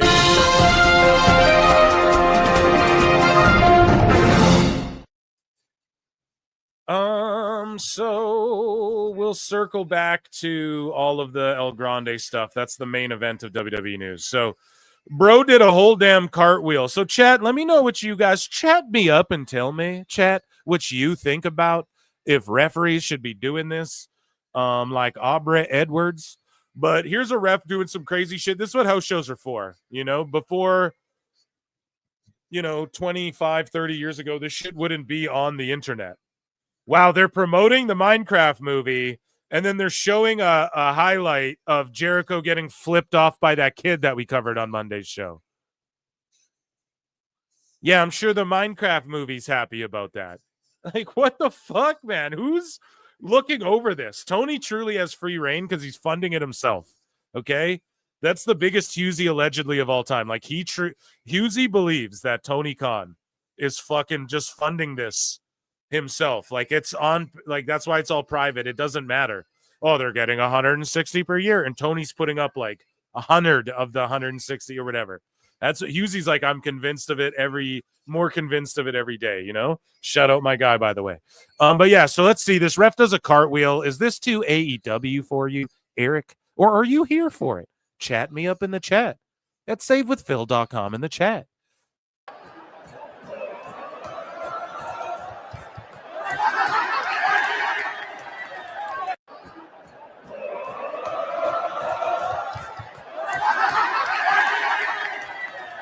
I think if anything, it kind of killed the pop a little bit, but house shows is where you do this type of stupid shit. Crushes fan, and that's the thing too. Well, we want to go and have fun and whatever. Yeah, house shows. TV, pay-per-view, PLE, WrestleMania, that's business, boys. That's legacy time. That's moment time. That's church time. You know what I mean? When we fucking when it's house show time, and that's the grind, you know? Yeah, it's a grind, but you're fucking in front of sold out crowds and you're having fun like that. So AEW, the problem is that their fun time they don't have because Tony's too cheap to do fucking house shows, but he's not too cheap to pay Guns N' Roses a bunch of times. Remember, he's like, we're going to work with them more. Haven't worked with them since. Crush's family signs WWE Legends deal. So shout him out, man. Hopefully Demolition gets all up in that Hall of Fame. You know what I mean? Seth Rollins speaks on what being in the ring with Roman Reigns and CM Punk at WrestleMania means to him on the Rich Eisen show. Seth Franklin. To mean and feel like for you to step in, that ring at WrestleMania with Roman Reigns, CM Punk, and you, man. I mean, you look at it, three of the biggest icons of the business in the last 15, 20 years. And I think there's a lot of animosity. Yo, and yes, congrats to Ricochet and Samantha if they're really married today or whatever. I don't know. Are they really married? I don't know. Congrats to them if they for shoot did that. I don't know what's up or if Ricochet just sent that in like from his wedding and he's legit getting married and that was like legit. That's dope if he did that. I actually liked that segment there. He gave that Blake Christian guy a little too much, but the match, the segment after, and now they come out with MJF to cut a promo. I'm here for this Dynamite so far, chat. Between the three characters that you mentioned, real animosity, I know, between myself and Punk and Roman and Punk. I think a lot of professional respect between myself and Roman, but also a little bit of distrust there. We've got a lengthy history. And so I think what you're going to get is three very, very combustible elements. And triple threat matches don't have rules. Right. So there's no disqualifications and no countouts. So we really have anything and everything at our disposal to take care of the other two. So I'm really excited for it. You don't really get the opportunity to do triple threat matches at WrestleMania very often. It's often a singles one-on-one contest. So there's a lot at play. And like you mentioned, a lot of history, and we got about a month to dig into all that stuff. So I think it'll come up, and I'll be very curious to see what kind of emotions it elicits from our audience who, we're kind of three fan favorites. But the one thing I notice is much. Yeah, that's the thing. They're all kind of tweeners with, like, in a way, right? Because Punk is the badass who kind of plays the baby face, but he does what he wants. Roman's the guy who's like the baby face, but he does what he wants and like really doesn't give a fuck about the fans. Like he doesn't. And then Rollins is a guy who is just like a snake weasel. Like he'll turn anytime. A lot of people are like, oh, he's too flamboyant and whack, da-da-da. So they are like three kind of tweeners that you want to cheer for, but people are okay booing as well. So this dynamic is really cool. Fucking Moxley must be gritting his teeth or picking fucking pieces of wood out of his back still in anger, in furious anger that he's not a part of this. These crowds love me. I was in Bologna. They're singing my song. I can barely get a word in edgewise. The minute I start talking about CM Punk or Roman Reigns, they're not too happy about that. They turned on you a little bit, bro. I've well, seen it, but that's the way it is when Punk starts talking about me or Roman starts talking about me or Punk. They love to put the finger in the air, but when you start running down the guys they like, then they don't know how to feel. So there's a lot of complex emotions going on between the three of us and between the audience. So I'm very interested to see how it plays out in Las Vegas. I'm fucking pumped for Mania. We should go live both nights, chat. Should we go fucking live both nights and just do the goddamn thing? We should do it. My wife will kill me, but we're just going to we're going to do it. Okay? We're just going to do it. Okay. Endeavor goes private in $25 billion deal with Silver Lake. You what? So if MJ from NJ is in chat, bruv, does this mean that they're WWE's private now again, pal, or how does that work? But yeah, $25 billion deal with Silver Lake. Billion with a B. And Meltzer's like, oh, 3.6 million everywhere. So on Good Morning Football, Seth Rollins was there, more of Seth, and this guy cuts one of the greatest promos in the history of pro wrestling, and it didn't happen in pro wrestling. Shout out whoever this guy is. Shout out Good Morning Football Live. You might know me from such shows as Good Morning Football, NFL Total Access, The Insiders, or of course, the flagship NFL Fantasy Live. And if you thought that we were going to go a week with Seth Rollins and you were not going to bring out the biggest mark in the building, a guy who watched Tyler Black face Kenny Omega and Bryan Danielson in No Hate in 2008, you were mistaken. Damn, this guy's a straight sicko. Ooh, ah, ah, ah. But this is not about me. This is about the man or the guy who's married to the man. A guy who is brought in as a shield for some punk and ended up becoming the biggest star in this industry. A guy who was an authority of excellence. A guy who was willing to burn it down to rise above it. This is a guy who is ready to curb stomp anybody who gets into his way. This is the pride of Davenport, Iowa. Man. A proud tradition of men. He's cooking. Including my father, who was also a huge Bears fan who would go to Comiskey Park and root on the Chicago Bears. Yeah, this is an old wrestling promo, though. This guy, Loves the everything down to a T. There's people in NXT. You watch that LFG show and are like, "Where's this?" All anyone has to do is this, and you win and then learn how to wrestle. You win every time. It's crazy. Bears and Seth Rollins, I look to you. I have respected you. I have been, don't tell me to rap. I've been waiting my whole life for this. Ricky Morton once told me that he was going to beat me up because I was rooting for the Road Warriors. You will not tell me to rap. Go out there and get this done. Do it for Davenport. Do it for the Bears fans. Let's go. Let's go. Can I throw? Oh my God. That's a fucking round of applause, chat, for that guy. Like, what a fucking amazing dude.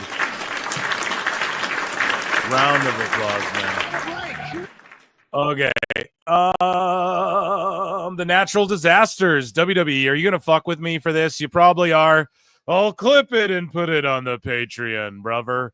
Earthquake and typhoon, known as the natural disasters, are set to become the newest members of the Hall of Fame. Now it's confirmed after I was talking shit. I'm like, well, you got like a month, man, so you better announce like these last one or two. Boom, like the next day they do it. You feel the wall shaking, the ground breaking. What happens when you combine two of Earth's most devastating forces? I can't play it all. WWE will be like, what the fuck? But yeah. It was at the 2024 Hall of Fame when Earthquake's family first received the good news. Oh shit, so a year ago Nick Khan told them. That's pretty crazy. Storm was coming of seismic magnitude. Thank you guys for coming. It was too long overdue, and I'm sorry it took so long. You hear what Nick Khan said to them? It's too long overdue, and we're sorry it took so long. Like, he's a real wrestling fan, dude, and he's such a good... Nick Khan doesn't get the credit for... Man, people saying Saraya's not going to wrestle. Like, here's the thing. Danielson, Nick, before he left, Nick Khan was going to put it in his deal where he could go to Japan. You guys know that, right? With New Japan. He was going to work out a deal with New Japan where Danielson could go there to keep him. And Danielson still went to AEW. Okay? So it's the same thing where I'm not saying Saraya's going to go out there every week. Even she's saying in interviews, and we're going to talk more about this in a bit. But Nick Khan will move mountains for people in this business that he respects, and that he's a mark in a good way. You guys get what I'm saying? He's sitting back and going, let Triple H, who did this, do this, but I will facilitate. And oh, you guys want the natural fucking disaster? Let's get the natural. Oh, you guys want TNA? Let's fucking do that. Oh, New Jack, I loved him as a kid. Tony Khan's like, I'm an ECW mark. Let's say fuck you, WWE, and slam Moxley on a spike bat. Nick Khan's like, I'm an ECW mark. Let me put New Jack in the video game. Let me make sure Rob Van Dam's in every game. And yes, Van Dam, everyone's crying about Luger and Sting. How about Van Dam, while under a WWE Legends deal, had multiple matches in AEW? No one's talking about that because Nick Khan is a cool motherfucker. Like, come on, man. This is craziness. This is madness. This guy is such a fan. What he just said to them, to their family, man, to their families, yo, it's overdue. I'm sorry it took so long and shit. Like, they're so happy Vince is out of the fucking way.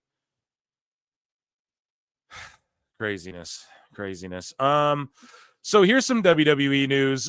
This guy here, what's his name? I got tagged in this a bunch. The Giovanni Show podcast dropped this, and this kid calls out John Cena or says fuck the fans. I didn't listen to the full thing.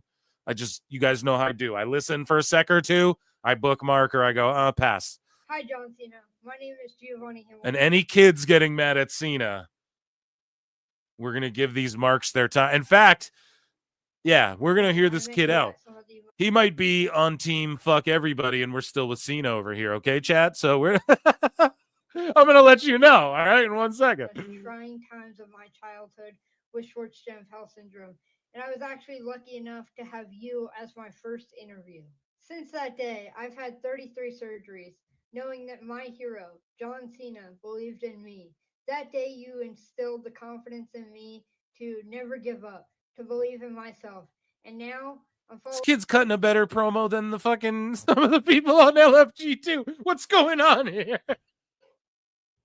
Jesus Christ. Pulling out my dreams of being an interviewer. John, we see what you did to Cody. You gave up. You gave up on. Oh, he just said you gave up. No, fuck you, kid. Cena didn't give up. Cody gave up. He gave up on his dream, his first dream of being an actor, man. No, this kid rules. Me and everything that we've ever stood for. John, you hurt my heart more than any surgery ever could. Holy shit. Oh, my God. Oh, my God. This kid's cutting a promo, dude. You hurt my heart more than any surgery could. Kids had 33 surgeries. Woo! Time will come before your time is up, John. Cody will make sure of that. John, now the only difference between me and you is when I look in the mirror, I see my reflection. Goodbye, John. Or at least the one I used to know. Shots fucking fired. Shots fired. You know what? You know what, kid? I respect you. So I'm going to let this one slide. All right, kid?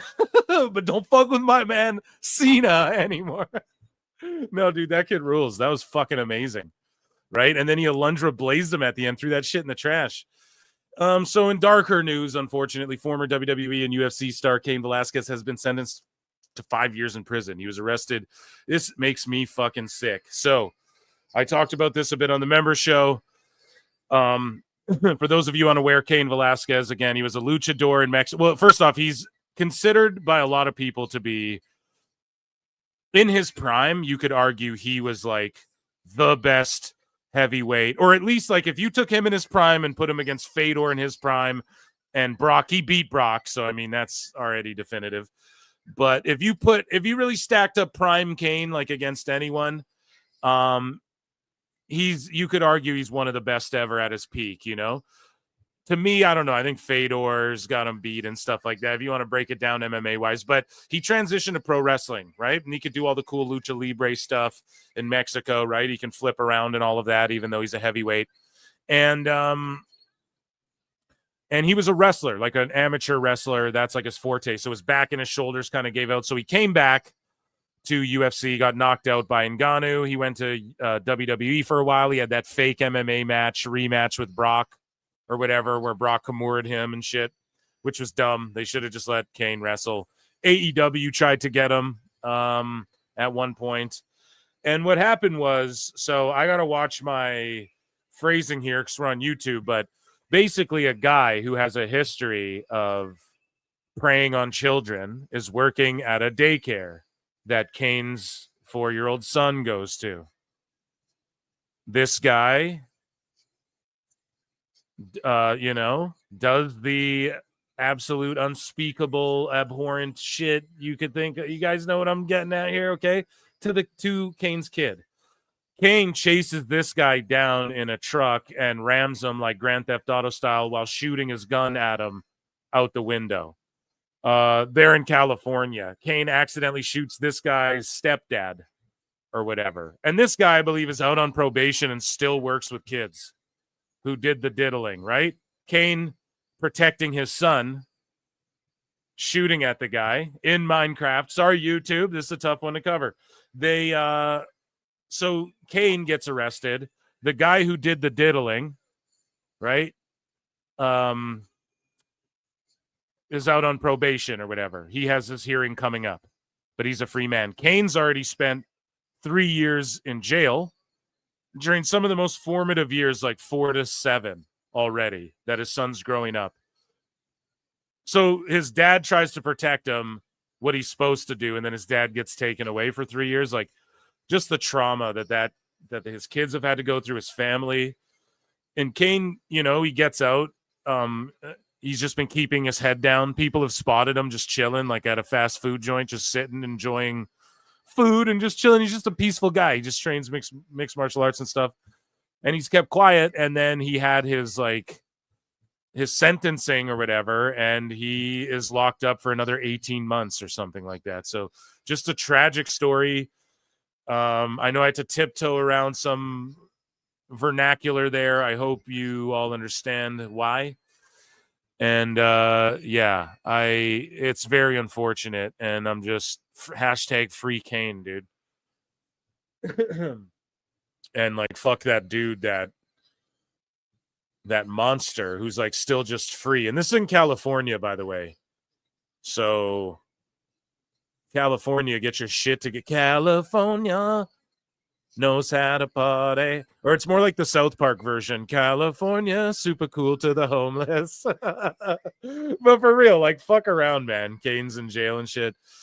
Again, just prayers up for the big guy, man. I hope that. And people wrote letters. Rey Mysterio wrote a letter. Oh yeah, that's what I wanted to say.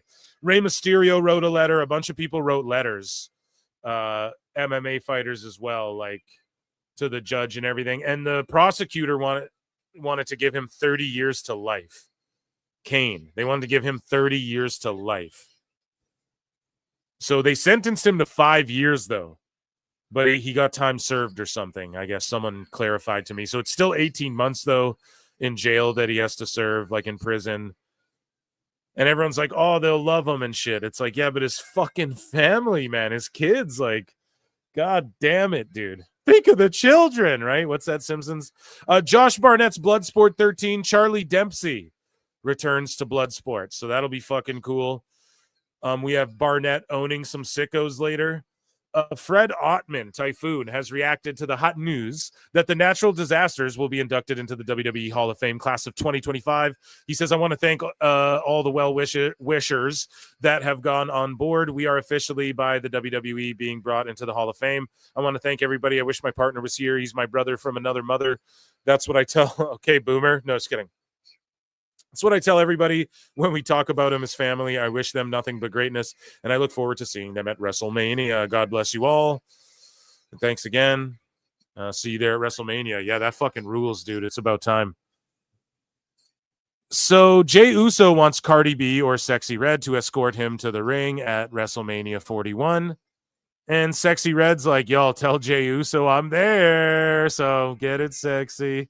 Get it sexy. She's going to be there yeeting, dude. In his corner with the bloodline thing too. You know, she's going to play off that. She's Sexy Red. I don't know if you guys, yeah. Where's my hip hop heads at? You guys follow. You guys know what's going down. Drew McIntyre says something big is on the way with him and the final boss, The Rock. And people were like, oh, Drew, way to fucking spoil the fucking. It's like, this could just mean anything. Drew was also like, I begged to get on this Glasgow show, so we'll see. And I don't think he was on it. Hinted the other day about something in the pipeline with The Rock. Could you give us a little exclusive on that, just for our podcast listeners? I certainly can not. Oh. It's gonna be good. It's gonna be big. Yeah, I mean, I don't know when this comes out, but hopefully we'll have more information soon. Nice. Well, that sounds very exciting. Really exciting. Hinted. Oh yeah, that sounds very, very exciting. Okay, guys, it's Wednesday. You know what that means. It's Wednesday here at PWT. Let's check in with our correspondent, Ren Sinclair, Maddie Renkowski, on another Wednesday. Hey guys, happy Wednesday. We are here in the NXT parking lot because I have a special guest today. Come here. It's Charles. Hello. Okay, so Charles, what we do here is they ask the questions, I answer them. I just want to drink my coffee. First question. Do you and Charles match outfits on purpose? Do you think that this guy's up in a group chat saying, oh my God, what are you wearing Tuesday? No, of course not. I just see what he's wearing and I just make sure I have one of every color. That's fucking funny. That's got to be in a movie. It's annoying. I just want to wear my own things. I think you like it. Anyways, question number 2. Do you sew Charles? Are they dating? Are they dating in real life? Are they dating? Are they dating? Do I got to ask again? Are they dating? No, I'm just kidding. Yeah, are they? I really don't know. Edits of himself. Yes, all the time because he deserves love too. I mean, he keeps telling me not Please to. Stop making them. They're weird. He likes them. He loves them. It's weird. Why don't you read question number 3? You know, get involved. Where is it right here? Yeah, that one. Right. What is your favorite And least favorite thing about Charles, Charlie. No, is that Charlie? I don't know. Whatever. Okay. Let's go ahead and start with the negatives. So my least favorite. Come on, man. She's funny. Okay, let's start. Go ahead and start with the negatives. Yo, she should be in movies and shit, man. Thing about Charles would have to. I know. Come on. Yeah, I've been saying it, man, since she was with Jade. When she was doing that jobber shit, like just there to get pinned for Jade. Yeah, and then when I heard because she got, I think her contract came up, and then she got scooped up by NXT, and I was like, amazing. Like I popped so hard for that, and it's just so good to see her doing this. She's legit funny, man. So, yeah, another Wednesday.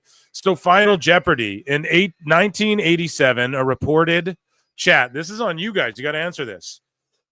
In 1987, a reported 93,173, actually it was 70,000, Brian, filled Michigan's Silverdome to see the third holding of this crazed event. What is it? No.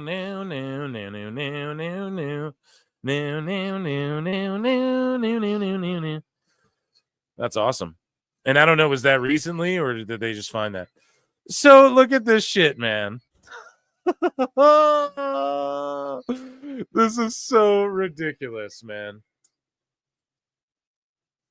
Or no, we'll circle back. All the El Grande stuff for the end. I forgot. Sorry. I was about to fucking blow my load there, blow the lead. So Tripping Balls posted this. Here's Karrion Kross versus Alex Hammerstone, who posted something quite interesting that we'll take a look at in a moment as well. However, here's Karrion Kross taking Alex Hammerstone's finisher at the Pray for Bay. I believe this was the Pray for Bay. This is FSW or whatever. Got up from that Cena suplex, and he ate it like it was nothing. Hammerstone just absorbed it like it was nothing. Nightmare pendulum. You guys see that? How Karrion Kross botched that? Well, I'm not even going to call it a botch. He's just so tall.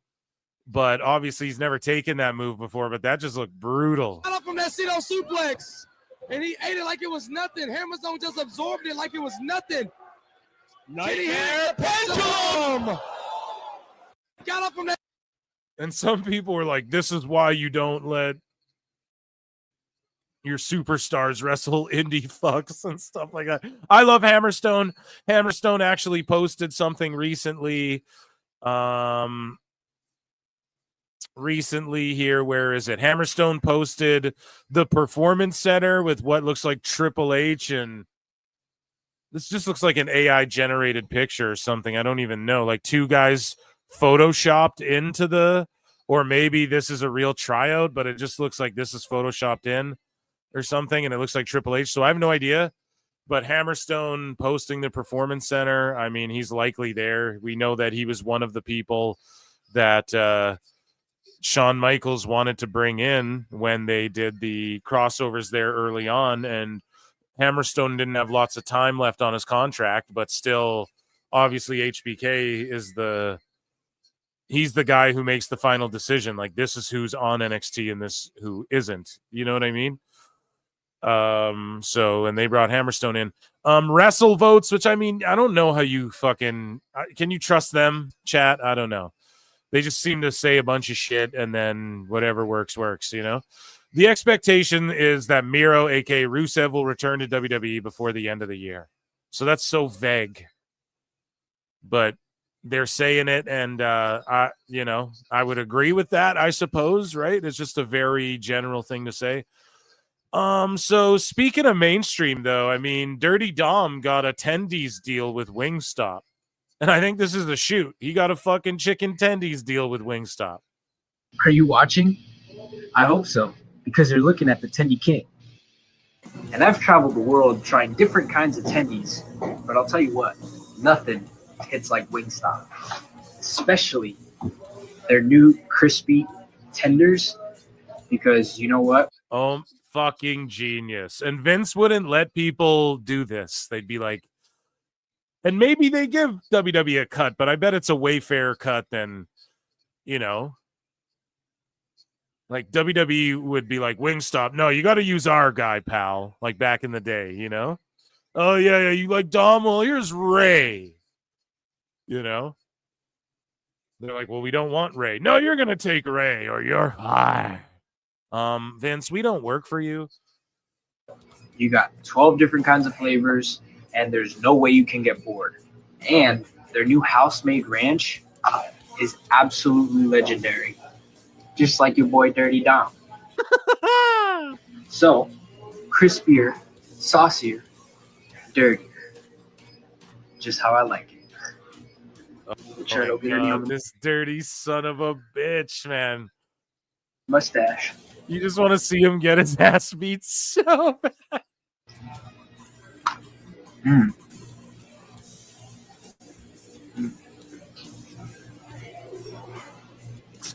Oh, you son of a bitch. This guy is so good. You can't ever turn him babyface. Not yet. One day way down the line. Okay, so here is CM Punk and Triple H in an interaction where they're like fucking brothers now, man. This is crazy. Look at Punk's like, thanks for the opportunity, and Triple H is like, thank you, we appreciate you so much. These guys used to be enemies, dude. You're my enemy. Some old school Fozzy.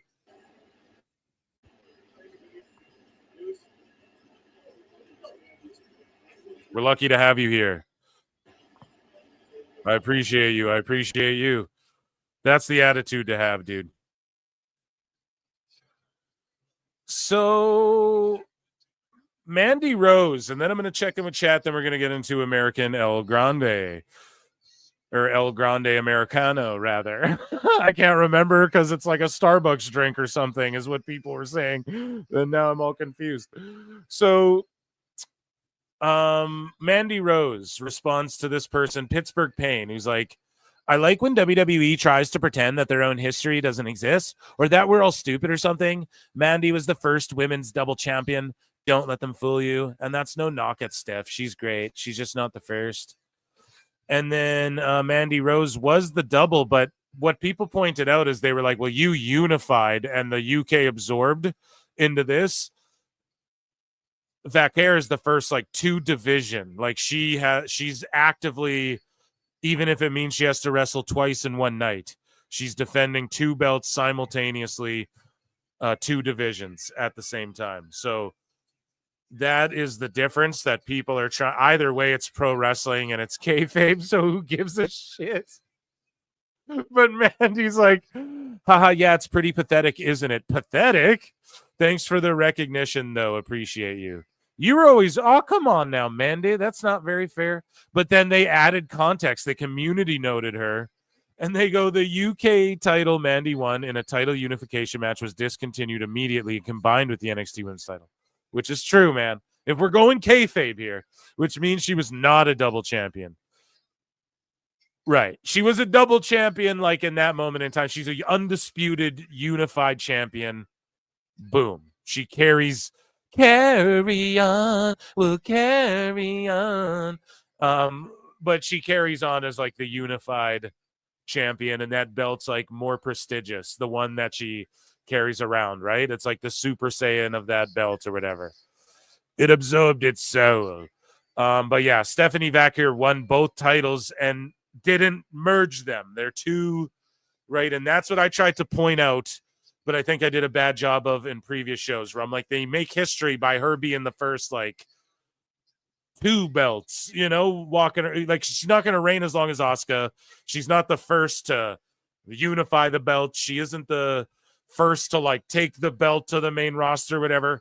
No woman in NXT's had the two belts. So I was just like, whoever they do that with is because I think Julia and Vaquer are getting fast tracked to the main roster too. Like, I don't think Vaquer stays there too long.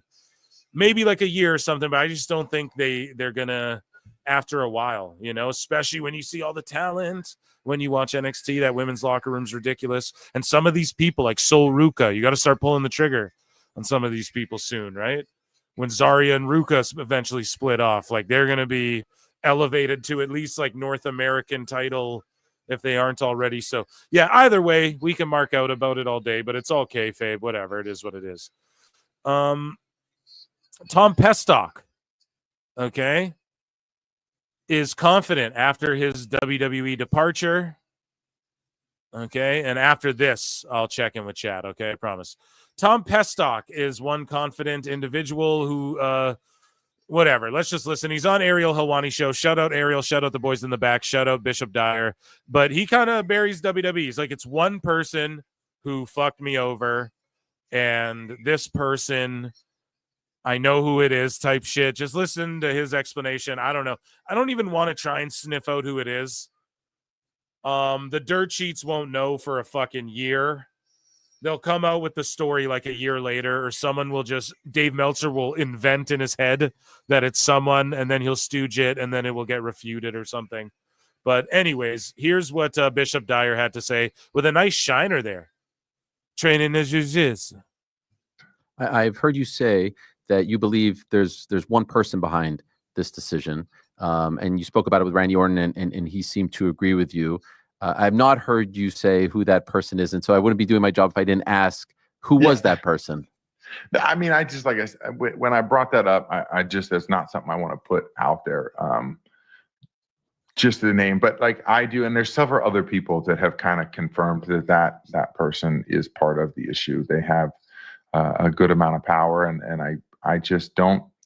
For some reason, they're not a fan of me or what I do, and they were part of the, thing that pushed me to go down to NXT and do some matches, which I think was kind of like, I will put him down there for a little bit. He'll complain or he'll do something and it won't work, and then that gives us a reason. And then when I went down there and just killed it and caught on fire and became a babyface for the first time in my career, and the audiences were behind me and they loved the Wolf Dog stuff, they couldn't deny that it wasn't working. So then, when I got back up to the main roster, that person had power again. And it just, I think that, I got shelved, and then that person had power again. So like Triple H or someone doesn't like him? If anybody, it doesn't matter who it is, if you have one person that's kind of that guy that's always like, not for him. Let's not use him for that. Let's, he's not working. Then other people are like, oh, well, I'm not going to pitch ideas for that person because this guy's going to shoot it down, stuff like that. So it's, like I said, I'm not throwing names out there. I'm just, fair enough. Did you ever try to clear the air with that person to try to get on good terms with them? Yeah, but I also don't know why or where it went south. I just don't, I never gave a reason for sure. I actually, enjoyed this person and thought they were,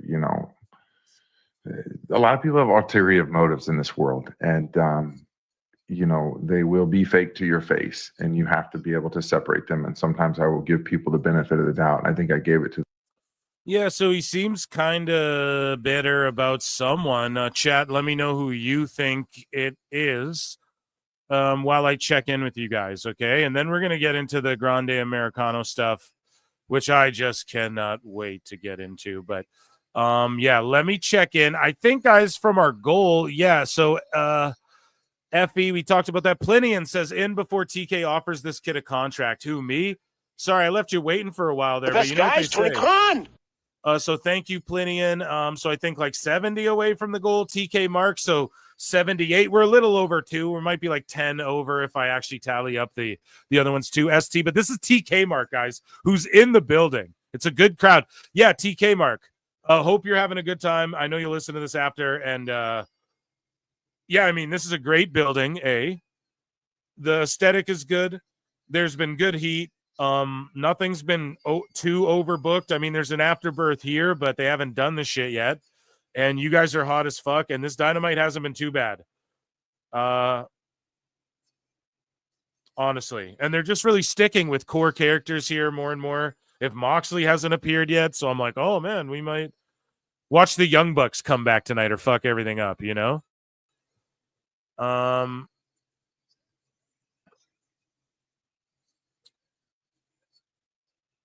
So, yeah, Hobbs coming out. I think he has a match next. See, the formatting's a little different, a little better.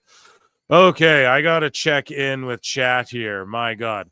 They are punishing Brody King and Buddy because of Malachi. Is this Philly? No, they're in St. Paul. Fuck, I thought they killed Brody for a moment. Power again. I'm just skimming through, guys. Kyle Felcher beat Brody King. No. He's got to get a win because they're not going to push Brody King. We already know that they're not going to fucking do that. And so Fletcher, they're like pushing him hard.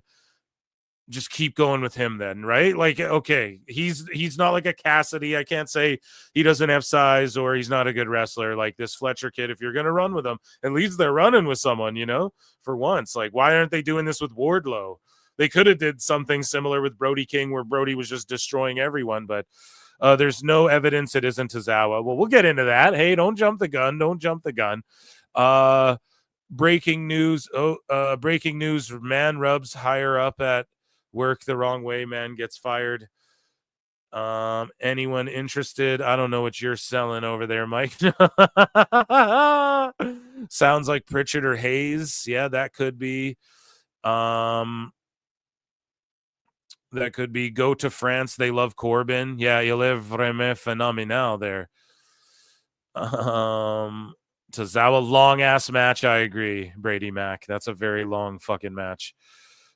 Defo, Bruce Pritchard, Tom Petty. Okay, I think I caught up. I think I checked in with chat. Let me go back to the bottom now and see what's going on. TK is a bad booker for big guys. Absolutely. Nice alliteration there. AEW, so many guys they could push but won't. I didn't know how to react to El Grande Americano as a white girl. Well, Cashman, you blowing up the spot. Yeah, so, yeah. Well, you get into that, okay? But it's just this thing. I don't know. Whatever. I'm not, yeah. We'll get into it. Julia at least beat Queen Aminata. Yep. Homo Ega loves them young. Okay, Moose, calm down, Moose. Okay, I can't put your shit on screen. Okay.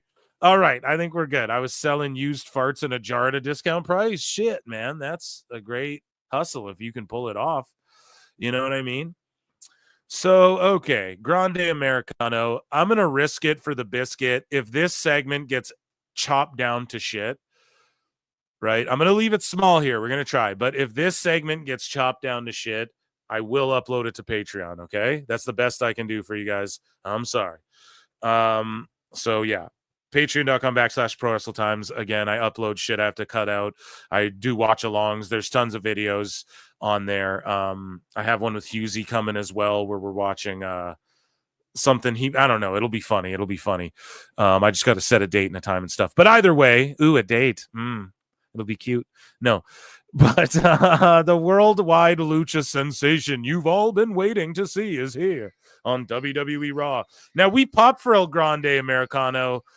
People were posting shit like, it appears there's outrage over the fact WWE used AI to make these videos. It's like, what the fuck? Like, that's when you use AI, when you're faking a historical person. That's when you would fucking use it. What, they're supposed to hand draw it all? Like, that's the point. It's being used, like, ironically, I guess, would be, or it's like a parody, right? You use it to, like, no one's outraged. Cultaholic, you're fucking outraged. We'll get into that. But basically, let's play the trailer. I'm going to leave it small here. I want your thoughts on El Grande Americano, which has just been popping me. And it's got the IWC all triggered, which equals cha-ching.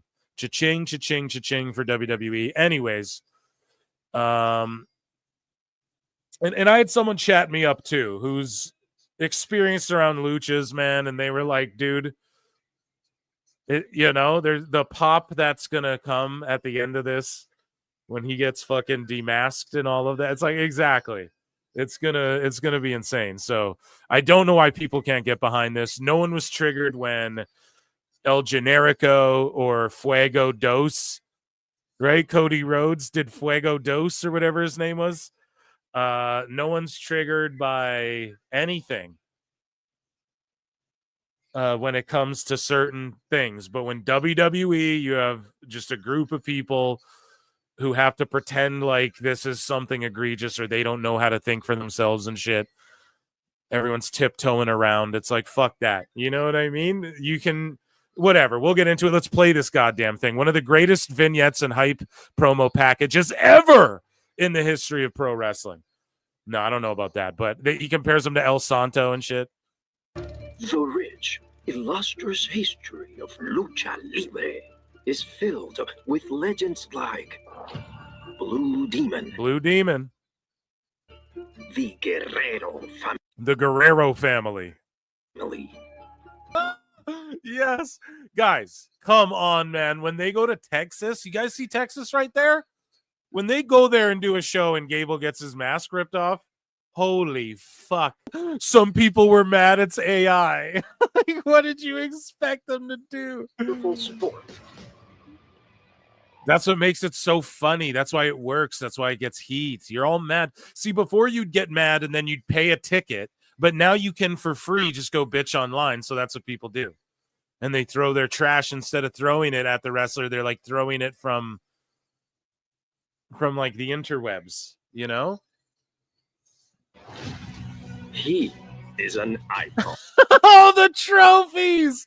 Like, come on. And then the best part was after this was done, like Ray and Dragon Lee are just standing there. And just the look on their faces. You can just see it from under their masks, and they're just like, are you fucking kidding me? What is this? Is an icon. He is a trailblazer. He is El Grande. And in every photo, he's wearing like different gear. And it's not the gear that Gable's wearing in the match. He's wearing the singlet. It's so funny. Grande Americano.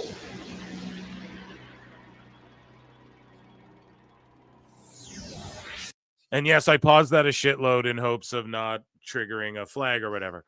So we can keep this on YouTube. Happy Death David says, WWE is on a generational run of racialism and co-signing racialists. Tony Hinchcliffe, Andrew Schultz. Now this, what? Wait, what? Now this AI slop El Grande Americano Gulf of America bullshit? You might as well bring in Tessa Blanchard at this point. You better worry. You better watch what you wish for. Allegedly. Right? Because this shit is almost as racialist as DX doing blackface. Yeah, I'm not going to defend anyone doing blackface, okay? So we're not going to take it over there. Right? I'm not going to... Right? But as far as this, man, god damn, I just feel like we're too sensitive. Like, he's not... You know, they had Mexican dudes ride lawnmowers to the ring before. It's not that. It's a guy who's like, I'm the great American, and he's gonna get his comeuppance. And he's this American luchador who's a legend, and everyone's like, that's not a thing. That's fucking dumb. You know? So it's not like he's, you know, sitting there making like taco jokes and is like, oh, do you want some beans essay? Like, he's not doing anything like that. Relax, you know? It's Jesus Christ. It's supposed to be like, watch Dragon Lee or Penta or whoever kick this guy's ass all over the fucking place and rip that mask off. And then you get the moment Chad's exposed. He has hair plugs. No, I'm joking. Again, that's allegedly. So yeah, I don't know, man. To me, if he crosses the line, we'll call it out. I don't think there's any line here that's getting crossed. I think this is funny, and I think this is faux outrage from people who are just fake mad and virtue signaling to try and hate on the Fed for their past shit that was poorly done when times were different and Vince McMahon was at the helm, and he's a crazy ass motherfucker, you know, who's not there anymore. So yeah, this guy got ratioed into oblivion. Smashed your knee to oblivion. But that's my thoughts on it. If anyone disagrees, they can feel free to disagree. But that's how I feel about it. So at this point as well. So we had Minnie Portable who's like, I'm Latina and I'm not offended. There you go. You also can't make me feel offended. just with like your words and shit. Like she's basically saying like, fuck what you got to say. So rich, Anyways, illustrious. you know, it's just you couldn't make me feel bad about me. Great attitude. El Grande Americano versus El Generico at Mania. Stole that from someone in chat. Someone super chatted that into the fucking show. Last show. The El Generico versus El Grande Americano. I think George, I can't remember who it was, but I wanted to give them props to the show. George pointed it out. I forgot. But yeah, and then Wheezy, but then this, I had to bookmark this because I was like, no, you don't got to do this. Like, she goes, okay, listen, if you want me to be straight up, I didn't know how to react to El Grande Americano as a white girl. This is why I asked. Yo, you don't need to ask people how you should feel about stuff, especially when it's parody, satire.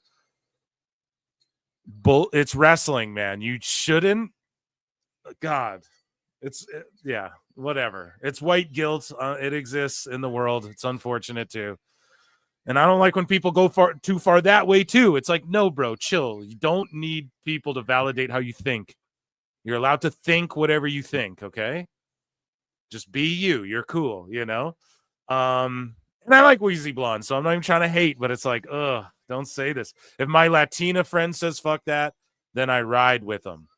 I saw it as a character making fun of dumb USA shit, the AI, the Gulf of America.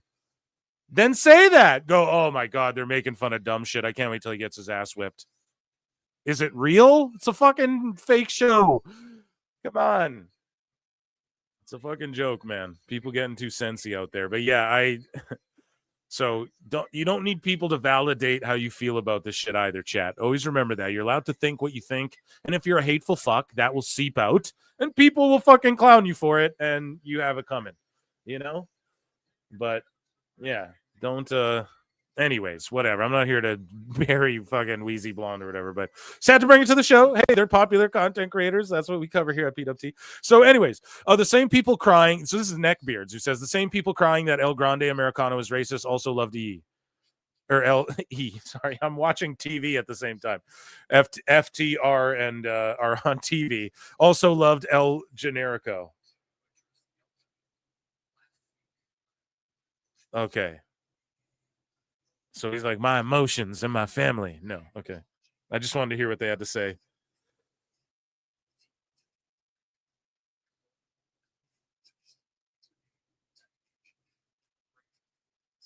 His explanation is like, we took a break off of 4 months off of going after the tag championships. My emotions got the best of me. And he's like, emotionally, it's like, that's what everyone makes fun of you for. And then Edge is like, oh, you make it sound like I pulled you away.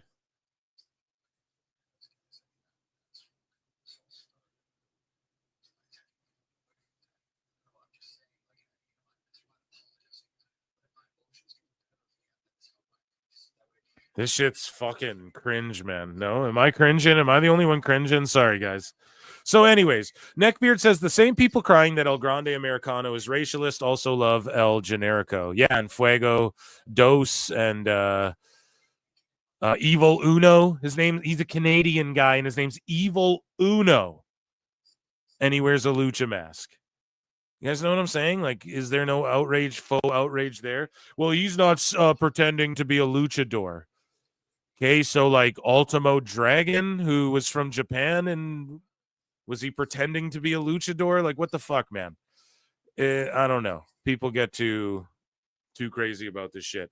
But anyways, Mexican lucha community furious over WWE's portrayal of El Grande Americano character. Let's check out Ringside News, who made our sicko segment tonight.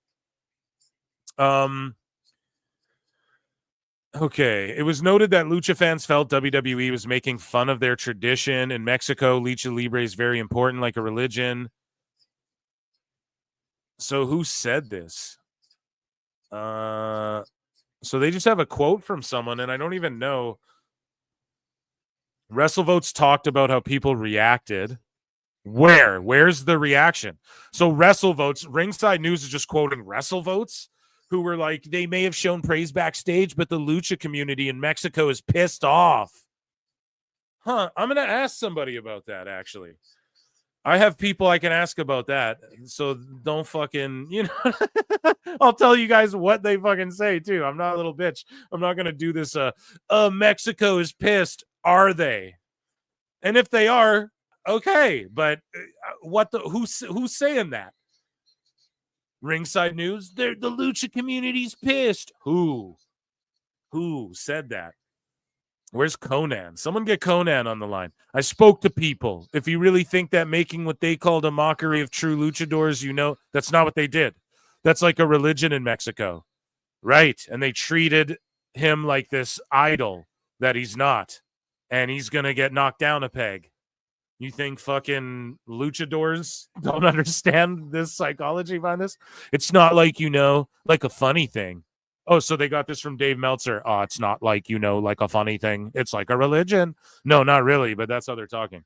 It's like mocking their religion, man. Also, when Dragon Lee was unmasked, they just let him lie there. The broadcasters were not as outraged as people would have been back in the WCW days. Oh, my God. This is a tradition in Mexico. They built it up very, very well. But from what I understand, as I said, the traditional old school luchadors and the fans that follow that tradition like a religion in Mexico were very upset. I don't know. I don't know about any of that. I don't know. All I can say is I'll fucking do my diligence on that and report back. Maybe I should have read that before, chat. My bad.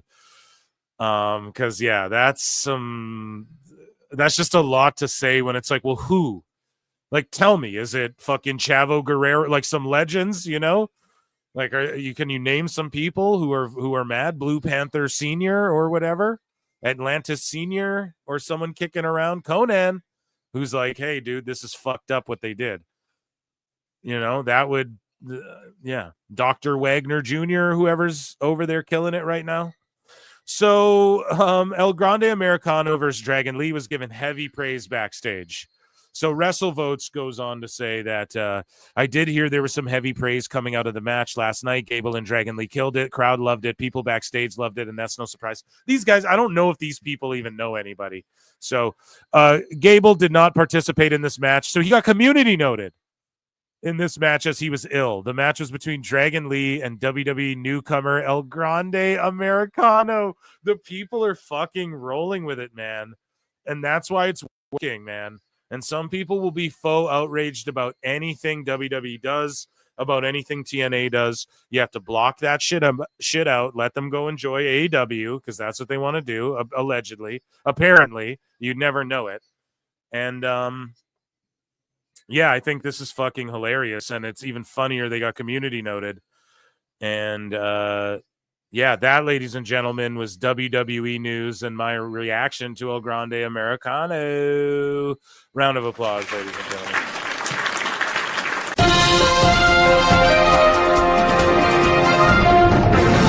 Okay, I'm checking in with chat. I'm sorry, it's been a while since I could. Okay. TK Mark is live from Dynamite. Let's go. Okay, we read that one. Plenty in Pixlart says I'm 8 minutes behind at the moment, but TK offering a contract to the kid who cut a promo on Cena. Just watch. Oh, shit. Yeah, dude. And then he'll flip Jericho off somehow. Jericho's final gimmick, final form in AEW will be him dressing up as Cena before he goes out.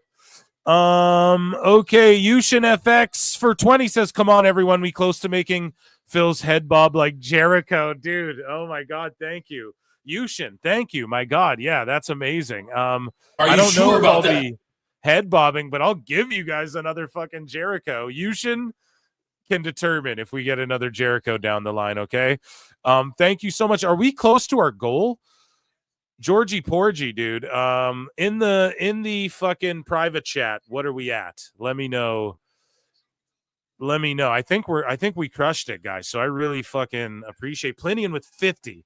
Fucks it. So Phil, when are we playing 2K?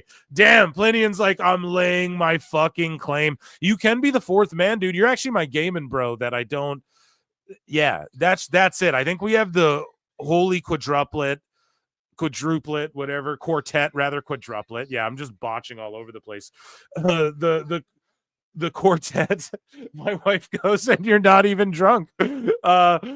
So Plinian, Husey, Lincoln, and your boy Phil. That's got to be the and we crushed it. We beat it, man. We beat the fucking thing. Oh my god, we did it. 405.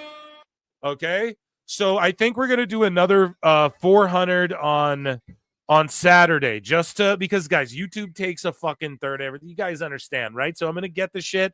And we'll get it set up ASAP. I'll get it going like as soon as possible. But I think maybe Saturday we'll crush out another one, or I can wait a week or whatever the fuck. And yeah, I guess thank you, Lincoln and George, for pressuring me into this. You guys are gonna get 2K content now. There's no wife. There's no now there's time. I'll make time now to do video games. And also it was Gonzo 316 that said El Grande versus who super chatted in. Thank you, George. El Grande versus El Generico. Fucking air horns and applause for everybody who supports PWT. You guys are goated. I appreciate that. And I will communicate with everybody and get that set up, and that shit will be amazing. And yeah. Thank you all. And you can continue to become members or super chat in if you want. Hit the like or the dislike if you hate my guts. Leave a comment if you want. And also check out Phil Marks Out on YouTube. I just want to pull it up. Everybody check out Phil Marks Out over on YouTube if you like pop culture and movies and superheroes. And I have other movie stuff coming up as well besides that. Thank you very much. We're going to get in AEW news, so don't touch that dial. Stay locked in here to PWT. And man, again, just thank you so much, the PWT universe. Another round of applause. You guys crushed it out tonight. So, okay, I'm in two places at once. Time cop. Holy shit, that's funny. Yeah, so we might get and George, if you can unpin that comment in the top of the chat as well or whatever, I think you have the ability to do that. And you guys crushed out over 100 likes. What the fuck, man? Dude, this show's getting legit big to where I'm like, holy shit, you know? And then some guy super chats in with a deuce here and goes, so you throwing hands with chat on 2K? Yeah, fuck yeah, bro. Yes, absolutely. And we're setting up a GM. And it won't just be the GM mode. I'll throw down with you guys for sure. Make sure you guys get in the Discord. We'll set it up. Lincoln's in there. He'll be like bickety boom. He'll set up everything. We'll get a fucking tournament going. Woo, a 2K tournament with no duplicates and no cause. You cheating sons of a bitch. You 99 overall. Fucking. I'm joking. Okay, thank you so much. Let's get in AEW news, okay? Before we lose our minds here tonight. Mox is here at least doing promo work with Swerve. No, like, bags over people's heads and knives and, you know, getting spike batted. Where are we? Let's scroll down. We don't have a whole ton of AEW news, but we do have, like, it's mostly just Saraya, okay? And yeah, so let's check it out. Phil, your content and guests are a huge reason for the growth. Thank you, dude. I'm grinding hard. I'm coming with some new shit too. Coming with like a different look eventually with some scripted stuff. I've been saying it for a while, but I'm trying it out on Phil Marks Out first to kind of like refine some of the edges and stuff. And then yeah, and I'm just like ramping up the shows, member shows, trying to do more pods again because we had a little there was a weird little spill for like a month there that was sort of out of my hands, so I just thought it was best to hold out for a second. And then yeah, just thank you for that compliment. And the guests, yeah, I mean the guests don't like, I try to make the guests fun. So like Ben Bishop, right, we just took the piss. It's like I'm not going to sit there and try and get the scoop or what everyone else is going to do that. I'm going to be like, did you read what this asshole said? What's your thoughts as someone who gives their body to the fucking business, you know? So things like that. So yeah, thank you. You know, and bigger guests coming and smaller guests coming, just whoever I like and whoever I want to talk to. And thank you all for holding it down with me. Another great turnout, allegedly. Yeah, allegedly. yeah. Yes. Okay, chat. I think we checked in, right? Did anyone else super chat? Okay, just making sure because I'm not unstarring them because it's he wants to chat it up. Chat me up.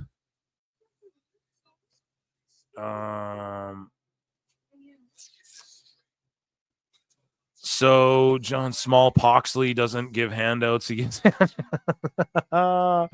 chat me up. Chat me up, Conrad. Okay, so yeah, let's get into this damn thing here. I got AEW news. I need to drink some soda water here. I think pineapple might be my new favorite, or it's number 2.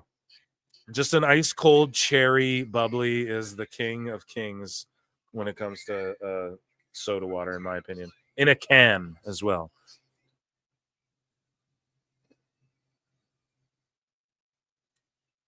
Okay, you guys ready for some AEW stuff? Mostly Saraya. My wife and I are both huge Florence Pugh fans. Florence Pugh, Pew, Pew. And she played Saraya. And yeah, definitely fighting with my family. We love that film. So you guys know what to do in chat, though. It is time for AEW news. So what do we do in chat? We all together now at the same time. Ichi ni san da. One more time together. Sometimes in life, you got to be a hoe. So Saraya was forced recently. She dropped a book. We talked about that earlier and a little bit. We're going to talk about it more, but she was forced to change her real name after terrifying stalker incidents at her home. So if you guys remember, like Ronnie Radke had to beat the shit out of a guy who came to their house. Now they're divorced, and I don't know if she's like living alone, but some psycho rolled up on her house. She's like more famous than the average. She's like an AJ Lee.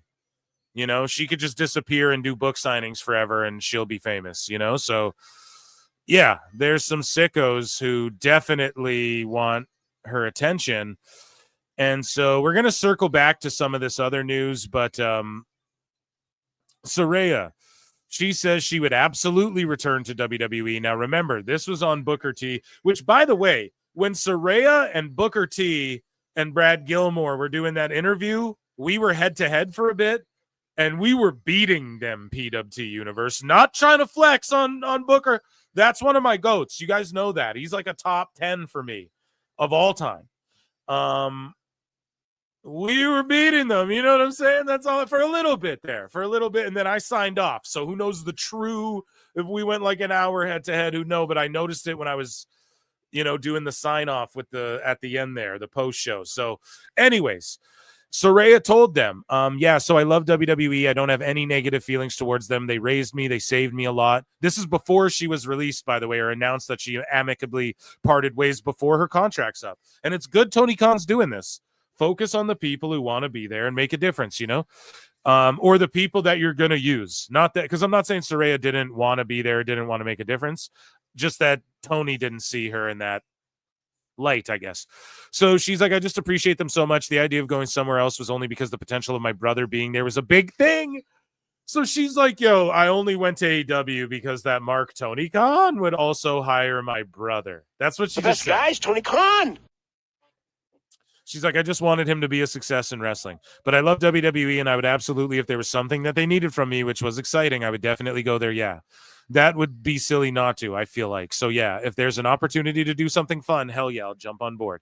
Something fun, vague terminology, like what? Like the general manager of fucking SmackDown? You know what I mean? Not saying get rid of Aldis, but there's something for you there, okay? Just being a legend in the video games and getting your Hall of Fame induction. Maybe they give her one more match. Maybe Nick Khan's like, no, if we do this and this and this, well, you've proven you can still wrestle. Over here in AEW, okay. AEW Saraya shares lyrics from her WWE entrance theme amid her in-ring absence. Tear the stars out from the sky. Oh shit, Paige is coming back, dude. Let's see. Wrestle Purists has another quote from her, and she was talking casual conversations with the Classic. And she talked about a potential match with Mercedes Moné. and says she may not be in AEW to be able to do it in the future. Like, she was just telling everyone, I'm gone, I'm done. And she was saying before this, as we covered on the show, like, I'm done in the ring. I'm just going to put people over and stuff. But she says, I don't know. I mean, we both wanted to, so we were just waiting for that trigger to be pulled. Monet could have just said, no, you didn't want it to, because if Monet wanted it to, she would have fucking made it happen, okay? I think she has other people that she has to wrestle for now. So, like, what kind of kooky deal does Tony Khan have with Stardom? And New Japan, where it's like Mercedes can have their belts, but she has to wrestle. They all have to agree on their opponents, or what? Like, Tony has some dumb deal. Oh, we'll bring CMLL guys in, but then all of our luchadors just can't wrestle on TV. And then we'll try and introduce new luchadors, even though we have a bunch of luchadors. It's fucking so stupid, man. Anyways, and I'm not saying it is that for sure, but why? What do you mean she has to wrestle them? Like, what the fuck are you talking about? This isn't a business to make money. Saraya, Mercedes, that's money. At Wembley, that's money. Anyways, she goes, unfortunately, I may not be there to be able to do it with her. It should have happened a while ago, but it is what it is. We wanted it, but hasn't been the right time, I guess. We're going to circle back to some stuff I just want to get to, because we have the mass exodus here. So Saraya says Mercedes Moné and herself were pushing for a match together in AEW. We just covered that. Here we go. We have Saraya has disclosed that she wants to come back to WWE and have a tag team run with Rhea as her partner. Fuck yeah, that would work. Or imagine this, Saraya with Gigi and Shotzi and you guys are going to kill me. Blair Davenport? No, which one is it? I'm so sorry. Tatum Paxley. You guys are going to kill me. I'm so sorry. Right? And Gigi Dolan as their mouthpiece. Right? Like, as the person in their corner, just like hitting bitches from behind, glomming them with a Nux or whatever they're using. And chat's going to roast me for that one, aren't they? Tatum Paxley, thank you. Yeah, all these goth ladies. But yeah, so that would be cool. Maybe not Rhea, but yeah, down there with Gigi and them, and she could be like their mouthpiece, that sort of thing. And also, Shotzi wasn't with Gigi and Tatum on this last NXT, which is curious. Anyways, though, so Saraya reflects on AEW debut promo and says she wishes she didn't say finally a boss that listens, that she was asked to say. So Tony Khan and AEW asked her to say that and take shots, and now they're getting slapped around and they're the best guy is Tony Khan. Why do you think WWE's coming so hard, dude? They talked about AEW on their TV when they didn't have to ever. Okay? They didn't ever have to fucking do that. And they had Sami Zayn bringing up AEW and shit like that. And instead of fucking playing nice, Tony wanted to take shots, go to war. I said it, dude. I tweeted out, wanted smoke till the smoke came. That's what Tony wanted to do. They told her to go out and say, finally a boss that listens to me. Vince is like, what do you mean, pal? I was real nice to you on my plane. I mean, in my text. I mean, at the office in Stamford. I mean, oh,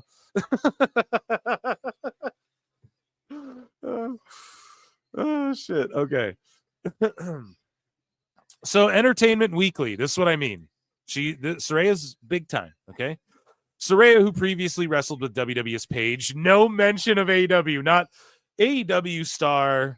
Saraya, who previously wrestled with WWE's Paige and about to wrestle with WWE's Paige again, announces that she is leaving AEW in the debut episode of her podcast, Rule Breakers, with Saraya. Chat, do you guys think she returns to WWE? Let me know what you think as Saraya, or down in the comments if you're listening to this in a clip. Saraya or Paige? What do you guys think WWE does with that? But Saraya, I think it's Saraya. I call her Saraya both. We'll just mix it up until someone corrects me. She says it's mutual, but I love my time at AEW, and I had such a blast with the girls there. It'll hold a special place in my heart. Tony was great. AEW was great. I feel so lucky to be a part of this family for a couple of years. Yeah, because that's what family is, dude. Like 2 years, and then fucking biggity bounce, right? Oh, shit. So moving along, Saraya on the Lightweights podcast says, I feel like at this age and time, there isn't really a spot for me right now. I feel like everybody's got their own thing. I love wrestling. I will be back at work at some point, but right now it's good. AEW don't need me. They don't need me. Yeah, I mean, they don't they need you for sure, but they don't need you for what that objective is, which isn't like, let's make this thing into the biggest wrestling company or like a weekly television product that the masses want to consume. It's like they just want to do their thing, hoard talent, pretend they're in competition. Saraya's like, there's no need for me there with any of this. They have enough talent. I'm not being used. They don't need me. And I agree with that, So where are we here? Moving along here. Paige and Saraya are both trending. And she says, loving this week. I've received so much love with my book, podcast, media, and AEW. I'm so happy and love you all. Thanks for everything. Do my show, Saraya. What the fuck? If her DMs are open, I will fucking ask. No. Maybe I'll shoot the shot, whatever. I'm sure she gets way sicko shit, than me saying, hey, you want to do my pod? But yeah, it would be cool. I'm a big fan of hers. You guys know, if you listen to old PWT, I've always put Saraya over as clearly she can be The Rock made a movie about her life and Florence Pugh played her. What the fuck else do you got to say? Like, I mean, I don't know what else to say. She's mainstream, dude. Or not like mainstream, like household name, but she's at that level of like B-list, C-list, like that. It depends how you rank celebrities, I guess, but she's up there. Okay, I've explained it. I don't got to explain it anymore. So speaking of someone who's up there in salary and in the pecking order of AEW, speaking of Saraya and support she's been getting, Dr. Britt Baker, DMD, fucking sends out her love for Saraya. Tomato. And everyone's like, what the fuck? Right? Which is kind of cool. But Britt Baker, we haven't heard much from her. And I said it, man, it's a death sentence breaking up with Adam Cole. Tony loves him so much. He let him hide out in his private bathroom, dude, on that show that one time. So, Britt Baker removed all references to AEW in her bios. Okay? People are saying she might be next to go. I want to talk about Edge for a second, which is something that's not, I don't even know if I have anything bookmarked, but it was something I brought up in the members only stream that, I told you guys a while back. Imagine a world where you have a boss who's like, yeah, I'm nice, and I'm not going to freeze talent's contracts, and I'm not going to pay for medical, and I'm going to blah, blah, blah. And then he doesn't do any of that shit. And then when he sends you out there to shoot on other companies and stuff like that and burn bridges, and then he leaves you out to dry, when push comes to shove, right? Imagine that starts happening and you're in a company where your contract gets frozen and they even like remove your merch and now he's fucking with your money and stuff like that. And then imagine you're like, well, I'm a professional. I'm going to get lawyers to look at my to look through my contract and make sure this asshole can't freeze me for no reason and all of these sorts of things, right? So you'd imagine someone like Edge would do that, who broke his tibia and just came back and realized like, oh, geez, he could freeze my contract. I'm supposed to be done in September or whatever, whenever he's supposed to be done, right? Allegedly, right? Or whenever right? I always told you guys 2 years. So I don't know, 2 years with an option. So let's say a guy like Edge, let's say a person like Britt, you don't think maybe her lawyers are checking for like, hey,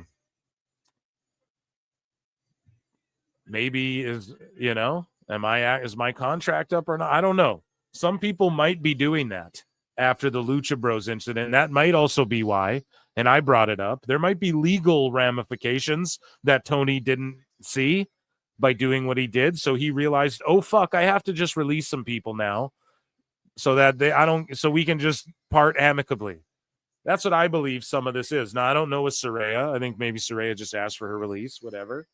But Britt Baker removing the bio and then showing love for Saraya, she knows that's, again, another death sentence. You can't show support. These sickos won't let you show support for anybody in WWE or another organization. So I'm not breaking news. We're not I'm just telling you there's smart people in the wrestling. These are real entertainers who are signed to real agencies and have real representation, some of them, right? And some of these people might be looking through their contracts like, well, wait a minute. How can I get out this fucking thing? Am I being done wrong? Can I get frozen for some shit I didn't realize? Do I have it worked in here that my injury is actually going to, can this asshole really keep me off TV? People are going to start doing that. And when you see someone like Britt remove the stuff now, do we want her in WWE? I don't fucking know, man. I don't see her fitting in anywhere, to be honest. Maybe the girls welcome her. She should just go to TNA. There you go. Just go to TNA, team up with Blanchard, be super hated, get heat. Or go. I would have said years ago, go to WWE, but she just doesn't wrestle enough to. She's got to go back to NXT, and she's just past that. I don't see her as an NXT person.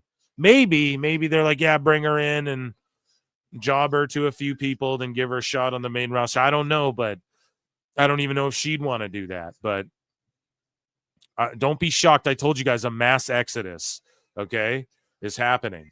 Saraya all of a sudden is gone. I told you guys 2025, 2027, 2029. Those are the years, dude, where shit is going to be.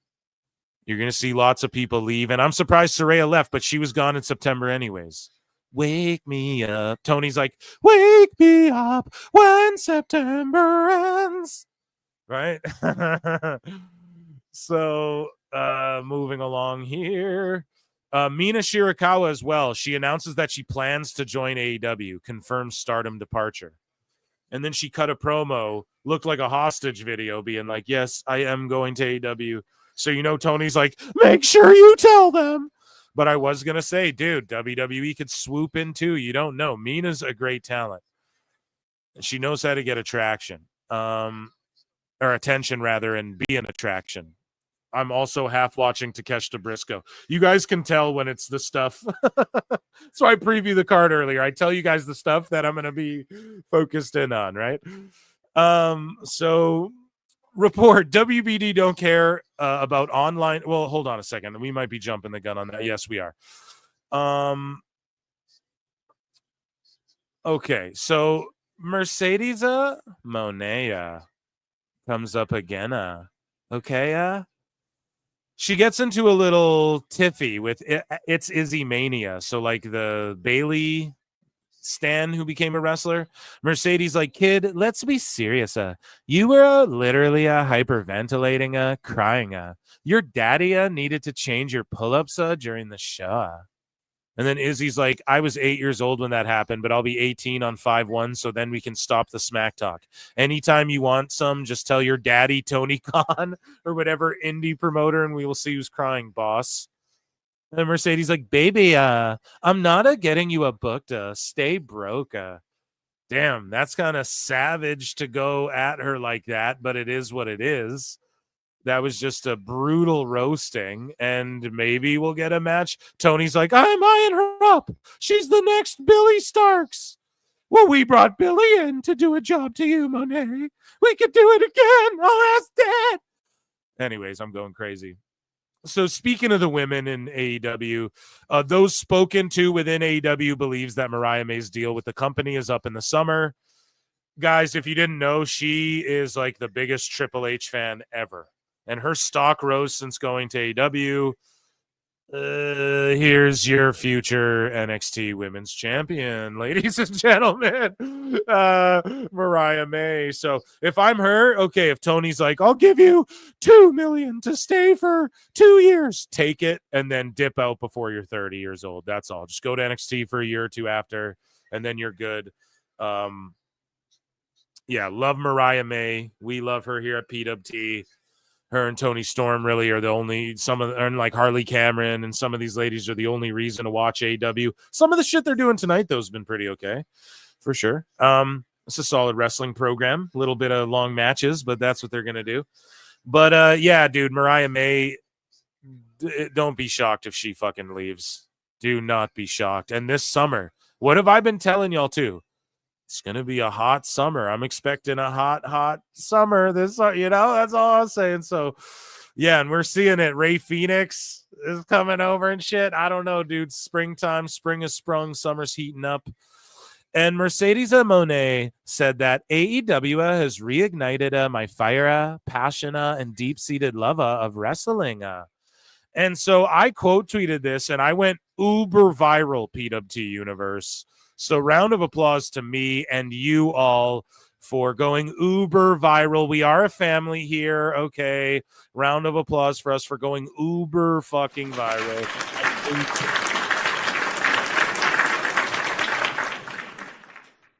So I quote tweeted this and I said, getting paid millions to never lose and have full creative control will do that. Dude, look at this shit. Almost 600,000 impressions, 11,000 likes, around 600 repost quotes, and then only 145 comments, which is good, but like most people agree with me. Got ratio to obliviacry, man. So that's crazy.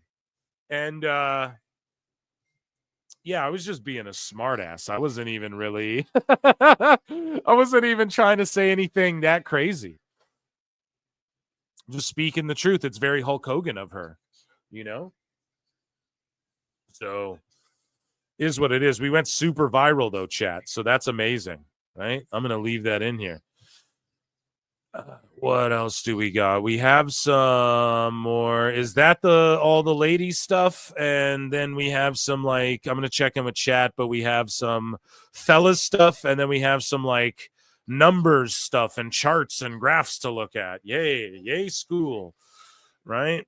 So let's go into some fella stuff here. So Ryan Nemeth, he goes, I have a new bio, right, in his fucking name here, and it's a private account. He goes, raise your hand if a literal billionaire sent someone to sue you 4 minutes before you walked on stage for your off-Broadway debut play this weekend. Well, I'm super. Thanks for asking. All things considered, I couldn't be better, I must say. So when you're feeling so insanely super, don't you think, or what is it? Everything is better when you're, don't you think I look good in this hat, this fancy? Have you guys seen that? Big Gay Al at the USO show and the South Park movie. That shit's amazing. Anyways, yeah, I don't know, Nemeth. That's good for you, bro. You talked shit and you were coaxed into talking shit by a bunch of marks, and that's what happens in fucking AEW. So Ricky Saints, I don't have a bookmark of it, but on commentary, he took a shot at Edge, I think, and he's like, oh, that wouldn't be the first Canadian to get mad at me in this business or whatever. And then what's his face? Sean Spears had this to say on NXT as well to Ricky Saints about that other place, or you can go back there or whatever. That shit was money right there. That sit-down interview gone awry. So Swerve Strickland responds to Booker T questioning his comments about black wrestlers in WWE not being treated fairly. This whole fucking thing is so corny. So Booker T's like, I hate that we're still talking about this race thing as far as, what WWE is doing with black folks. This is what Booker T said, by the way. And I say that with all sincerity because I'm black and I've been working for the company for a long time and I know how I've been treated for the last 20 years. And then Swerve goes, that's not what happened when Vince said the N-word in front of you. That's not being treated fairly. And I mean, that's hard to argue with, right? But same thing I said earlier, with Wheezy Blonde, right? Swerve, you don't get to tell people how to feel. Like Booker should, you have differing opinions, debate it, hash it out. But yeah, you can tell Booker will tell you what's fair to him. How about that? And you keep lying to people on fucking football fields about how you'll be on Fox right away because you're talking to dirt sheets too much, you know? Anyways, I just went hard on Swerve there, dude. Do you think this AEW? So again, RJ City takes another shot at Undertaker again. So calling Undertaker weird. And RJ said, I always make fun of Undertaker because I'm a believer in punching up and he's the most up guy. Legend, legacy, all this shit. Also a guy who deserves to be made fun of. I love doing it. There is a lot there. It's fun for me. No one really does it. I do it and people seem to enjoy it. Am I the only one making fun of him? This is weird. He's weird. He's a weird dead person. RJ City insists it's not new. He goes, I was on somebody's podcast and offhand they said he was weird. That was the headline. It turned into, I wouldn't say a big deal, but enough people were upset or angry on Twitter. I wanted to go, guys, no, I've said worse things about him before this. Go back and find the other stuff. It's good. I did a whole bit. This wasn't even a bit. Well, are you a fucking stand-up, RJ? Like, people don't know what you do. Are you a fucking wrestler or what? That's the problem. It's because you're talking shit. It's like me going, LeBron James, you ain't shit. And I'm like working for the fucking G League or whatever, right? And I'm like, oh, dude, you ain't shit. Like, what do you do? Right? That's all people want to know. It's a whole bit you did. Okay. When? Where was that? So speaking of Swerve, Glenn Gilberti responds, well, Swerve announces he's actually fucking retiring. He goes, y'all got these next 5 years with me, then I'm peace. Enjoy the show. So he's just like, yeah, I'm going to fucking wrestle, make millions off Tony Khan, then I'm out. Good for him for being able to do that. Lucky man, hit the lottery. Gilberti goes, 5 years from now, hey, everyone, check me out on my new podcast. I think he already has a podcast, so it doesn't, I mean, that's not really a good joke, but whatever. And then Swerve goes, I would have saved my money then, brother. And I had to like that because it's like, yeah, he's smart with this goddamn. Come on now, you're not gonna mess up the Tony Khan bucks.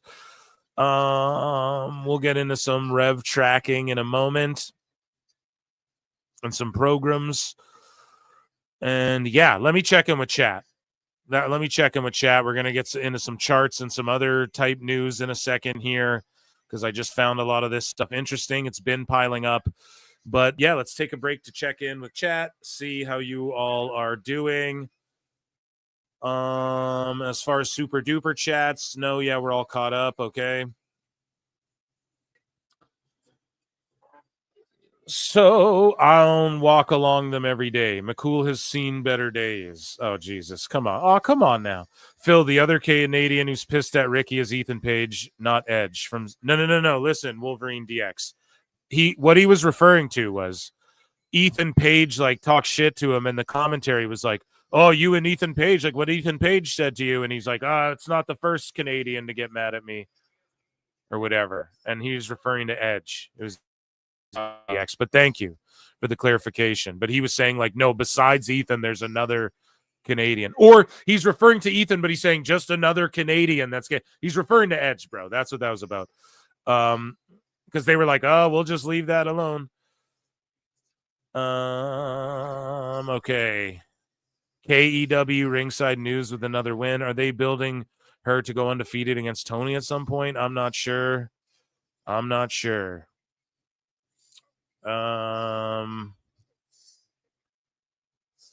So okay, Booker's always 100% real. He's one of the fucking goats, man.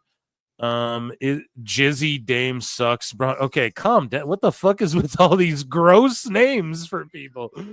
Jesus Christ. Hello, my honey. Hello, my darling. Hello, my ragtime gal. What you think about Ryan Nemeth got countersued? I did a whole show on that before. Okay, so go back and check that out. He loves that bodybuilding shit. Yeah, absolutely. I don't even know who you're talking about, but we're okay. Scrolling up. Viral Phil. Yeah, dude, that shit went viral as fuck. And I have enough impressions, but I don't have enough like blue check followers to get monetized. So it's funny when people are like, just monetize. I posted my shit, a screen grab of my thing. I'm like, no, I'm not, dude. I will take it when it comes. But for so far, you know, I just like the blue. You get the longer posts and the bookmarks. It's worth it for me. It's a thought summer. Okay. Are we just Mariah May? Yeah. Okay. He's thirsting over Mariah May in here. Okay.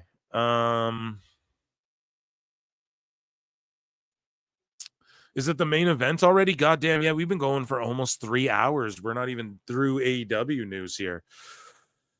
So I think what we'll do, let me just take a look at all of this. So here, we'll look at these charts because that shit always takes a while. I'm going to bring Ref MJ from NJ in at a certain time. Might even be a PWT pod, and we'll talk about the charts and the graphs and stuff, okay? That's what I'll do for you guys. Maybe a pre-recorded show. But I tweeted this out because AEW decides they're going to take fucking victory laps on Nitro and Dynamite with Dynamite or whatever because they're going to beat them in amount of shows. And so that's such a dumb thing because it's like by that logic, you should be, you know, TNA and ROH should be dancing on your grave. But you know, anyways, though, I quote tweeted out like if beating, or I took a screen grab of Brain Damage, or someone else had a screen grab and I stole their grab, or whatever I did here. If beating a company that's been dead for 20 plus years is a flex for you, you're just down bad and desperate, especially when you're incapable of celebrating pro wrestling being on Netflix. And that's the biggest thing. It's like if you guys want to act like this is, we did it, man, this is so amazing for wrestling, then why aren't you flexing when Raw's on Netflix and just kick down a bunch of doors? You know, TNA is beating AEW in all metrics based on this logic. So Spring Breakthrough officially announced for April 16. So they're calling it the Spring Breakthrough because they beat WCW, guys. Hey. And Tony Schiavone just said it's going to be the episode where Dynamite becomes the longest running primetime weekly wrestling show on Turner Network. Dynamite is surpassing WCW Nitro next month. None of you celebrated when, and like the fact Tony Khan's booking, like they're just fucking bullies. It's really what it is, right? And I'll explain why. And I know punching up doesn't, you know, people can say that doesn't make you the bully, but it doesn't mean you can't act like a bully or have bully tendencies or a bully mentality or using bully tactics, right? Tony Khan at the start of all of this was taking victory laps. Yeah, we're destroying, we're crushing, taking shots, didn't give a fuck. Then when it came his way and WWE beat their ass, then they turned their targets to dead companies, literally beating dead horses right now. And that's what he's interested in doing. It's fucking insanity, man. I don't know, man. I should hit the Lex Luger. I don't know for that. I don't know. I don't know where you get off doing this. I don't know why this is cool. This is like IWC sicko cancel pig type shit. You're trying to kick a dead fucking horse. Who cares? You know? Hey guys, TNA beat ECW. Is it more? Do people have more fond memories of ECW or not?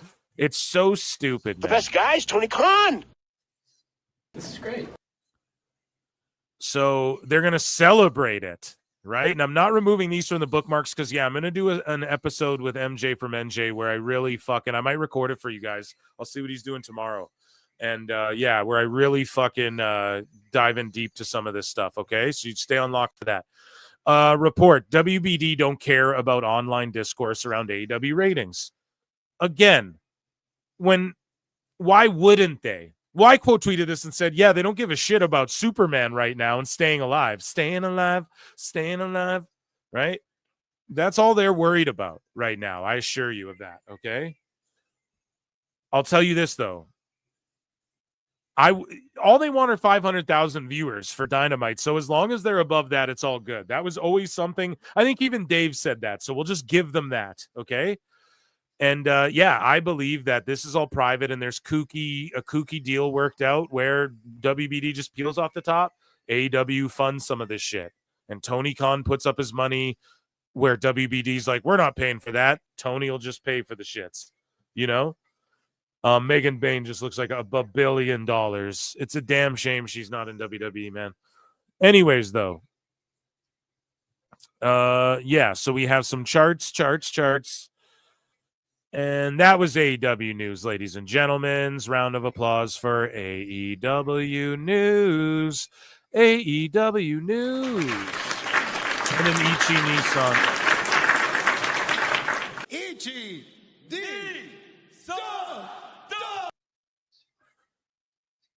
So, okay, there's going to definitely be an overrun. They're making their entrances, and it's like fucking 5 to the top of the hour or whatever. So, is what it is, man.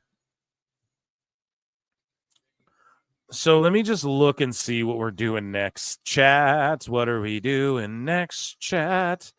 What are we doing next, chat? Chat. I just want to see if there's any... How do I want to approach this show? I'm trying to see if there's not like something sicko-y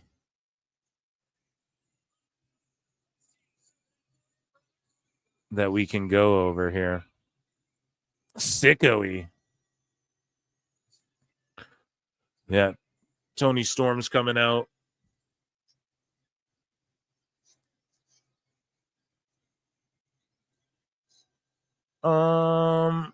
Let me see here, chat. Sorry, I'm just organizing over here and trying to think what we're gonna do. Do you guys want a sicko segment? Is that really a thing that's gonna go down? Here, let me check in with chat first. Wolverine DX says, remember Mercedes saying for 5. Thank you so much. Mercedes saying wanted to elevate women's wrestling, more like elevating her bank account.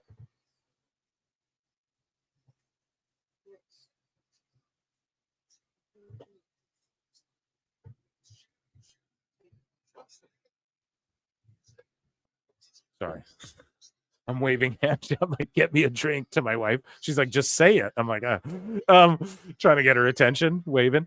Okay, so remember Mercedes saying she wanted to elevate women's wrestling, more like elevating her bank account. Yeah, that's what it is, dude. Who is she elevated yet? Nobody. And the person she had a chance to elevate was Harley Cameron, and she just fumbled it. She didn't even do the goddamn thing. At least Hogan was a draw. You're right. IF up. When he was talking to Vic, he was talking about Spears, not Ethan. Yeah. But either way that it was, bruv, I'm pretty sure or maybe it was at Ethan, and I'm fucked up, and it had nothing to do with Edge. But it just seemed because they were like, oh, they like moved on from it. They're like, oh, well, that's a topic for maybe a podcast or something. So if it was just an NXT bit, or maybe Vic misunderstood it too. But yeah, you're right. A lot of Canadians in NXT. Let's go, dude. Canadian NXT, bruv. Right after the backstage segment, I never thought about Edge. You might be right, Wolverine. So you just fucked me up there by pointing that out too, brother. So thank you so much. Yeah, thank you so much. Behind the scenes info, Philluminati. I can't put anything Moose Knuckle says ever on the fucking screen anymore. LOL, the WCW sickos who wouldn't allow themselves to watch WWF still stayed around and watched nothing. AEW will never have to. No, not unless they get Roman Reigns or something. It's me. I'm the sicko. Ooh, Okay. I don't need to do much WWE work, and no, I'm banking from it and getting paid soon. Ramboli First Blood. Are you like trying to say you're a WWE worker guy, or am I missing a joke? No, it ain't about the money. She's such a mark for herself. She just wants all the belts. I don't know. I think the money's a big part of it too. Like money, a bus, all the a dressing room, all the perks, the best hotels, everything paid for, private plane flights, fucking, you guys know the drill, right? Okay, but we're gonna get into a little sickos, or should I save it for? We'll save sickos for Sicko Saturday, but we're gonna do Dave Meltzer. Okay, guys. But yeah, we're gonna do a Sicko Saturday this week, so make sure you guys tune in for that. So that'll be fun, and it'll be like a longer, I'll like kick off the show with it or something, just get it out of the way quick, because we do have quite a bit of Dave to get to, and I didn't realize the show blew by, man. Amazing. And chat was lit up. We had a bunch of people. Again, Viral Phil here. See, this Dave one didn't do nothing compared to the fucking Monet one. And this one is legendary here. As we're in Dave Meltzer's Dumb Moment of the Week. We'll get into it. We're just going to sit and watch Dave for a second. Kind of eyeing up the main event while I check in. But yeah, this Dave one didn't even touch the Monet one, which is crazy. The Monet one was just a quote tweet with something like snarky. This Dave one, I had to like actually do some things to produce this fucking meme. You know what I'm saying? So let's see here. Yeah, we'll just have this open. Here, sorry, I'm just watching this match a little bit. I do like Bane. I like Penelope. I like Rosa. I like everyone involved. Tony Storm, obviously. Aubrey Edwards, our fucking favorite. Our absolute favorite. Yeah, I was originally going to go Dave Meltzer when AEW has a match, and then I was going to go Dave Meltzer when WWE changes the business. But I was like, no, that's a little too, like, it's got to just be like shocks the world. Or I was going to also do when WWE has a match, which would have been funny. But I'm like, no, we have to like relate it to the Cena thing, because it's like the Netflix thing too. He didn't give a fuck. He didn't even tweet that day. 415 in super chats tonight. That's amazing. So guys, we'll do another 400 goal on fucking Saturday, okay? Because YouTube is going to take their goddamn cut, and that's what it is. Unless if we shatter through, if we're at like, if someone just comes through and is like, well, no, here's like 200 more, we'll count that towards a 2. But if it's just 415, it's like, hey, we'll round low, we'll round to 4. If it goes to like 450, okay, we'll keep the 50. You know what I'm saying? But we'll fucking, yeah. So just thank you so much for the support. You guys are crazy. I appreciate you all so much. Memberships are 99 cents. Phil Marks Out is the other channel. Let's get into Dave Meltzer. I'm just milking it, guys, because we got a bit of time here. We're enjoying the main event. Thank you, George, as well, for helping me tonight. George is here. I don't know if you want to say hi, George. He is here tonight producing me in the background here, fucking helping your boy out, because there was a lot going on. I had a lot to get to. I thought we were going to get to sickos because we got some fucking good sickos action, but like really good sicko action. Like juicy, good, fun, different. I love it. But and there's JD versus Janela, round 3 fight, Oh, it's round 3 now. So we're gonna do that Saturday though. That'll be a really, really fun show. So yeah, it is it has been a good time. Jumping clothesline here to Rosa, and they're able to work professionally, so that's good to see. The JF became a new member. Memberships are 99 cents. Nobody touched that dial. We are getting into Wavy Davy stuff in a minute. George, come say hi, brother. Do you have anything that you want to tell the good folks of the PWT universe? 415 tonight. Super chats is unbelievable.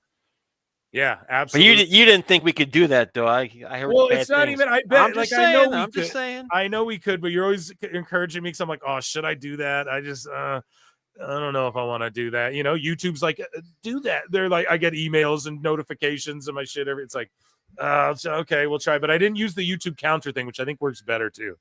What do you think, George? I just think I keep telling you ideas and they always work. Yeah, so we're good. Yeah, okay. You got to hey, you got to put vintage George Capture over, and yeah. So I appreciate you, but yeah, we're all getting more content out of it, so that's where the W comes in, and yeah, it'll be great. I'll be able to interact with you guys more. You know what I'm saying, George? Yep, I'm with you, brother. All right, I got work to do in the chat. Okay, thanks, buddy. Thanks for popping in. Anything else you want to tell the good folks at home? I love him. I love everybody. Okay, there you go. There's Georgie Porgy, grandpapa right there. Eating sugar, no papa. Telling lies, yes, papa. Is that a thing for babies? That's a thing for babies, yeah. Okay, so Phil needs to be reminded, George, sometimes you got to be a hoe. Yeah, exactly, you do.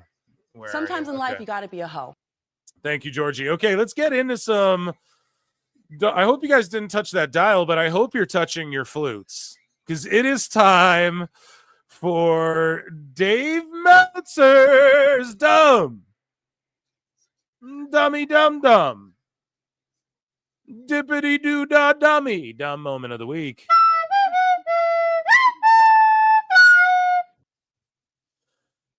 So what do we have here?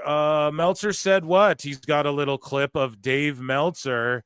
We're starting with a clip. We're coming in hot. Wow. So actually, let's go back in time. We're going to go back in time with Meltzer a little bit. And Meltzer said what? Where I believe this is in January. Dave said, here's Dave just totally freestyling fake max viewing numbers out of thin air, which he admits he doesn't know. NFL gets 9%, blah, blah, blah. Guys, we've heard this before, but let's rip through some of this so you guys can hear Dave Meltzer's stupidity because it's going to relate to the very current clip, and you guys will understand why. Last year when it dwindled, especially Nation Report, I absolutely was alarmed. And I mean, if it cuts in half again, if it goes from, whatever these numbers are now and it cuts in half like it did in Agent Report from last year. Unless I get some good max numbers, I would say this isn't good. But if it did you guys not hear the flutes? That's what George is telling me here. Let's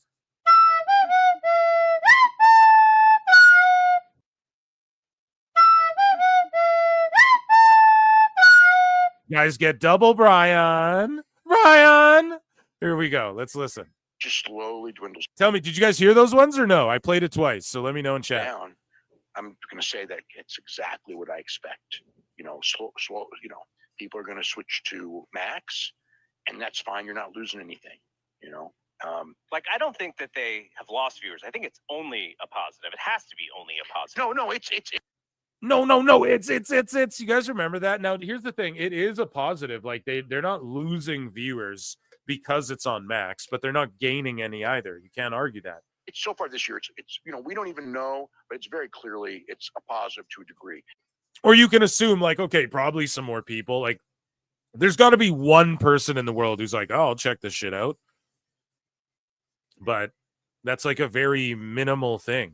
Is it a giant positive or just a small positive? That's the question that we don't have answered. But it's absolutely because, at worst, we're talking there's going to be 10%, and I think it's going to do more than 10%. At worst, 10%. How the fuck can you say that? NFL's 10%, and that's older audience. NFL's 10, and they're older. No one's watching AEW. How dare you compare it to NFL? And it's not an audience that's is whatever I would call. You know what I mean? It's not an audience. It's whatever I would call. You know what I mean? No, I don't know what you mean. Whatever. When I say you know what I mean, the fucking chat knows what I mean. Know what I mean? We don't know what you mean, bro. Monday Night Football, where people are just used to watching NBC. Plus, NBC's in way, way, way more homes than cable anyway. Bro, he started and didn't finish 14 sentences already. God damn, I love doing throwbacks for these reasons, But people are used to watching NBC, and they're still Peacock gets about 10% more, 9% more is the exact number. But so it's gonna be more than for 10% more, 9% more is the exact. So you predicted they'd get more than WWE, you fucking idiot. Because it skews younger. With the chart we showed where Netflix has 8% of the whole streaming market share or whatever, or 11, and then fucking Max has 1.2. And because the wrestling what a fucking idiot, man. This is so funny. How do people not just go, oh, this guy's restarted? Using streaming services because there's, it's just more conducive to it because WWE went to Peacock so early and everything, or before that had the W Network, and there's all the other wrestling networks out there. So it's going to be higher for wrestling for sure because of the nature of the fans and how the fans have been weaned.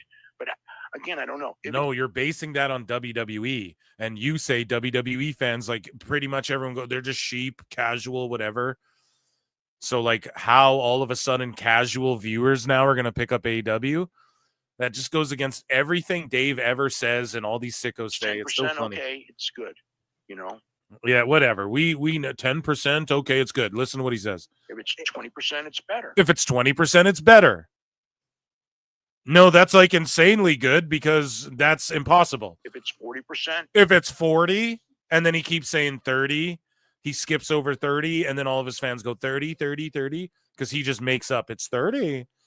you know, then it's pretty damn great. I don't know. We went over the 30 saga with Meltzer, right? The dirty 30s. And then here's Dave, the ratings are up and it's due to Max. AEW ratings down, it's due to Max. Whether positive or negative, Dynamite Dave attributes it to a phantom Max number of viewers.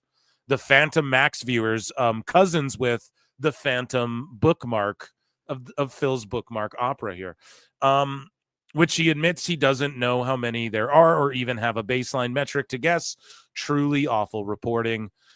So Dave just pulling shit out of his asshole like usual. Collision number overall, all things considered. Also, Collision's been doing bigger numbers. They have these big lead-ins, so they're way greatly inflated. And it's hilarious hearing Dave try and invent fake reasons other than, well, they have giant lead-ins. And we're using an inflated fucking overall because we should be cutting out the lead-in and the overrun. Collision number overall, all things considered, has to be considered successful, especially with that lineup, because it was not, it wasn't like the lineup like today's show where you had a pretty good lineup. And, if the number's up, you could go, well, look, they put a world title match on TV and they had a lot of long, good matches. So. Just listen to this guy, man. Listen to this. Can I bring it back? Sorry, I gotta bring it back. I almost don't even know what he said, but it was just funny. Here. It wasn't like the lineup like today's show where you had a pretty good lineup. It wasn't like the lineup like today's show where you had a pretty good lineup. And, if the number's up, you could go, well, look, they put a world title match on TV. No, you can't with AEW. Dave, none of that shit that applies to WWE applies to AEW. None of the shit that applies to TNA applies to AEW. If they go world title match, if Moxley has the title, no one gives a fuck. I'm sorry, bud. Okay? No one gives a fuck, dude. No. You don't just apply. And he's trying to say, well, if that was the case, you could say, oh, well, they did this. And he always says what you could say. That's like these fake what ifs. If ifs and buts were candies and nuts, we'd all have a fucking Merry Christmas. All these what ifs he does. Right? And it's always like the idea behind there's more than meets the eye. Well, if you if this, then this, but that didn't happen, so none of that matters. But you guys can just go say this stuff because I say it, and you're too dumb to understand what I'm saying because you can't follow what I'm saying, Brian. Fuck, man. And Dave's a loser. I'm actually mad at him, and we're gonna get into that in a bit. And they had a lot of long, good matches. So they have long, good matches. If it's up, and again, if it's up, but if it's down, he's literally telling people how to lie for AEW. Well, if it's down, then it's like, well, we don't bring up that there was a title match. But if it's up, we go, well, it's because of this thing. Shut up, man. With the Collision thing and also with the Dynamite thing, we're still not getting the full story because without the Max numbers, it is the full story, Dave. It is the full story. It is the full story. They don't all of a sudden have 1 million watching, so it doesn't matter. Let's say they're doing 700,000. What does that prove? Like, what an idiot. Again, the older viewers watching Collision, it was, it tells me that the younger, there probably were a lot of younger viewers, and they probably were watching on Max, and I think the same thing. Oh my God. So the key demo that's been slowly fucking declining for AEW. Because I told you guys it's just going to be the old sicko, the old heads who fucking watch that shit sooner or later. Dave mysteriously just so when the key demo's up, is all the key demo's up. when all of a sudden they vanish, she goes, well, you know, the rise in the older people watching it, I would say it's not because it's old people who are out of touch like me who are starting to watch it now, because I'm convincing the old folks home to watch it, but I'm going to assume all the young people were just watching on Max. Shut the fuck up. Like, it's just such lies. Shut up, bitch. He just says it, bro. It's crazy. We have to just I should start cutting a segment where I do like legit news and try and trick people into thinking I'm legit. And I'm just making shit up about Max. For real, like we should just start making shit up about them to goad them into like Max one day going, no, this is our AEW numbers, right? Like that should be what we do. Chat. Let's try and organize that, right? Is that illegal? Then we're not doing it. But if it's all good, it's a protest. We're just protesting, right? We're going to start a petition. Yeah, for to get the fucking we should. Cuz like what how do we just fact check Dave? And I'm willing, if 500,000 are watching on Max, I'm going to go and I want to see the minutes watched. Like no one cares about your old ass metrics, Dave. We care about like the new shit, bro. So, yeah, let's continue. For today's show, I think I'm gonna go too hard on him. I want to save a bit for in a little bit here because he's being gross. And when Dave gets gross, I do the most. that there might be an increase in older viewers watching today's show. There should be, in theory. In whose theory? In Austin's theory. In whose theory, Dave? In your theory. It's always just your theory, though. What do you know? Depending on the competition. But I think that the younger viewers, if there's any increase, that's going to mostly be on, Max. So it won't be. Why? Why? Show us, explain why it would be on Max. Why would the young? Oh, well, it's on demand. They all just flip on over. Oh my God. The young demo that is living at home with their parents longer and longer now, and they're fucking just like using their mom's Netflix more than likely. You mean the 18-year-olds who, are deciding if they're going to like work or go to fucking college and they're using their mom's, like, yeah, if their mom has Max, maybe. Like, what the fuck are you talking about? Dave is just such a silly goose, man. TV rating. All right, and you can just attribute anything to the invisible Max. Ooh, the invisible Max number. We don't know what it is. It could be anything, right? We don't fucking know. It could be good. It could not be. Let's just attribute everything to it, though, regardless of what happens. You know what I mean? We have another clip. Pete in Texas comes in for 5 and says there's not a world where Max is getting 10%. There just isn't. I agree, dude. I fucking agree. And now Dave's trying to cover up like the number skewing, the key demo. What a clown, man. AEW is not the WWE or anything close to the NFL.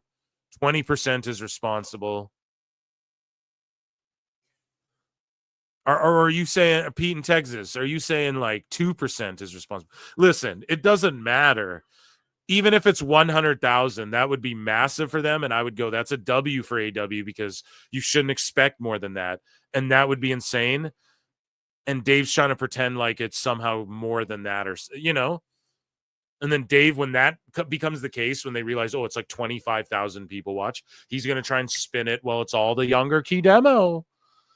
Then that'll get proved wrong. He's insane. Pete in Texas for 2 says, I agree. Dynamite Dave is a massive loser. He's a fucking scumbag, and we're going to get into it, man, in just a little bit here. So, and thanks for joining, Pete in Texas. I don't know. Were you in here, the chat tonight? I don't remember for most of the night, but it's good that you're here now. One of our good brethren here. So we have a Brian. So you guys ready for this shit? Brian. Okay.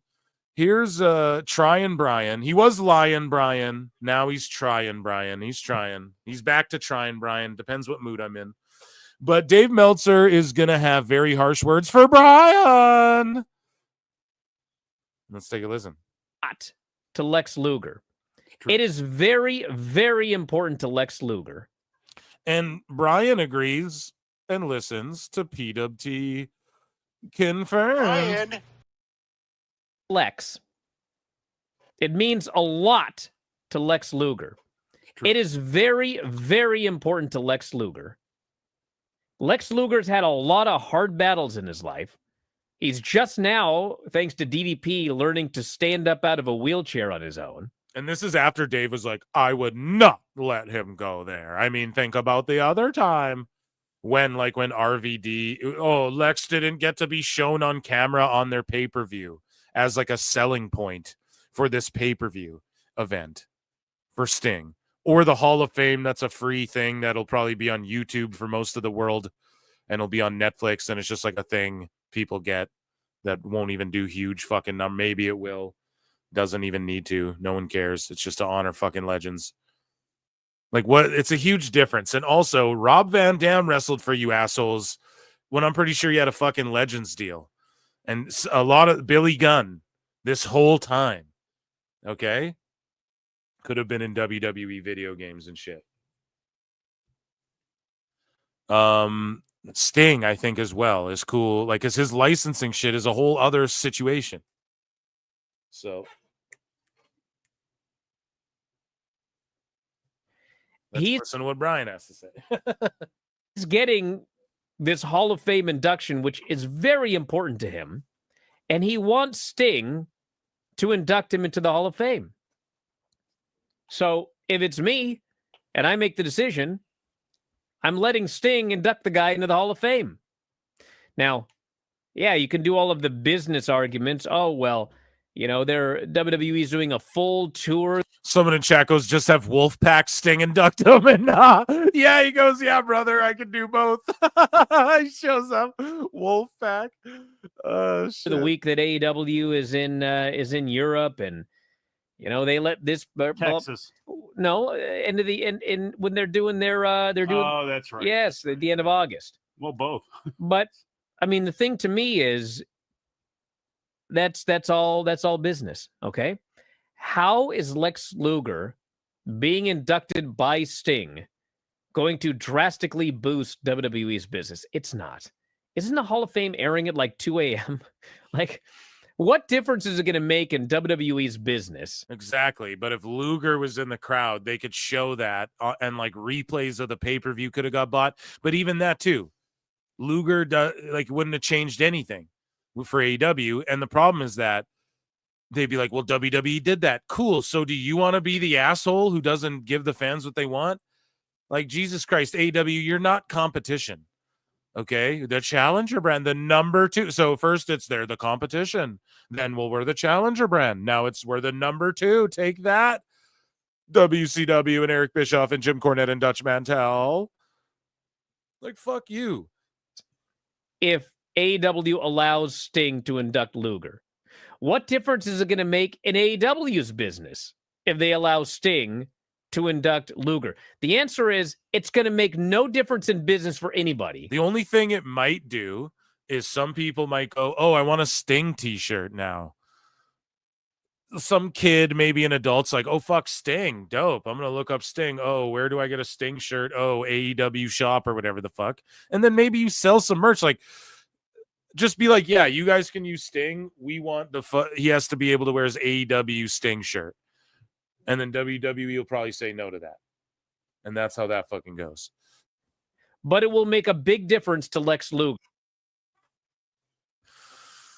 Yeah, I just think we need to think about the wrestlers a little bit who fucking give their bodies and their lives. Thank you, Trying Brian, for trying there.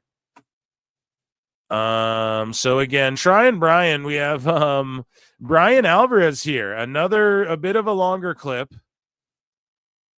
Right? And Brian criticizing, again, Trying Brian, because he's criticizing AEW. Where's my Brian? Brian criticizing AEW. And yeah, George says have fake Sting and Doug Lex Luger. So let's get into him, Brian telling Meltzer where the booking's fucked up here, I guess. And Garcia, who was a baby. And criticizing fucking Garcia, who's, I'm so sorry, nobody gives a fuck, will ever care. junior heavyweight, put him in a fucking tag team, put him under a mask. Like no one will ever give a shit at a high level. Okay? That's the fucking problem. Face did celebrate retaining on a draw, which was kind of heelish. Adam Cole was furious. And the one thing I'll say about this show is, to me, if you're going to do a 1 hour or and it's 1 true, hour, celebrating winning a draw is corny shit, even in MMA.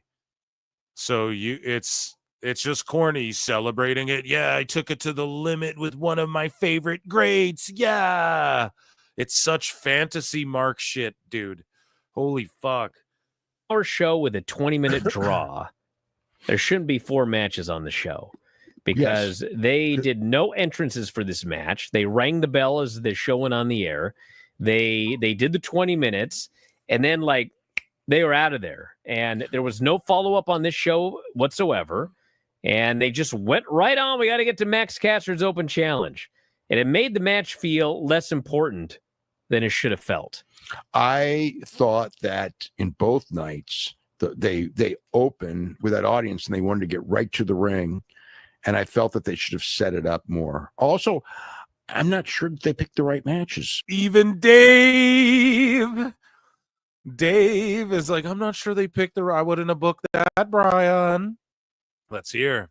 I bet here's the thing, though.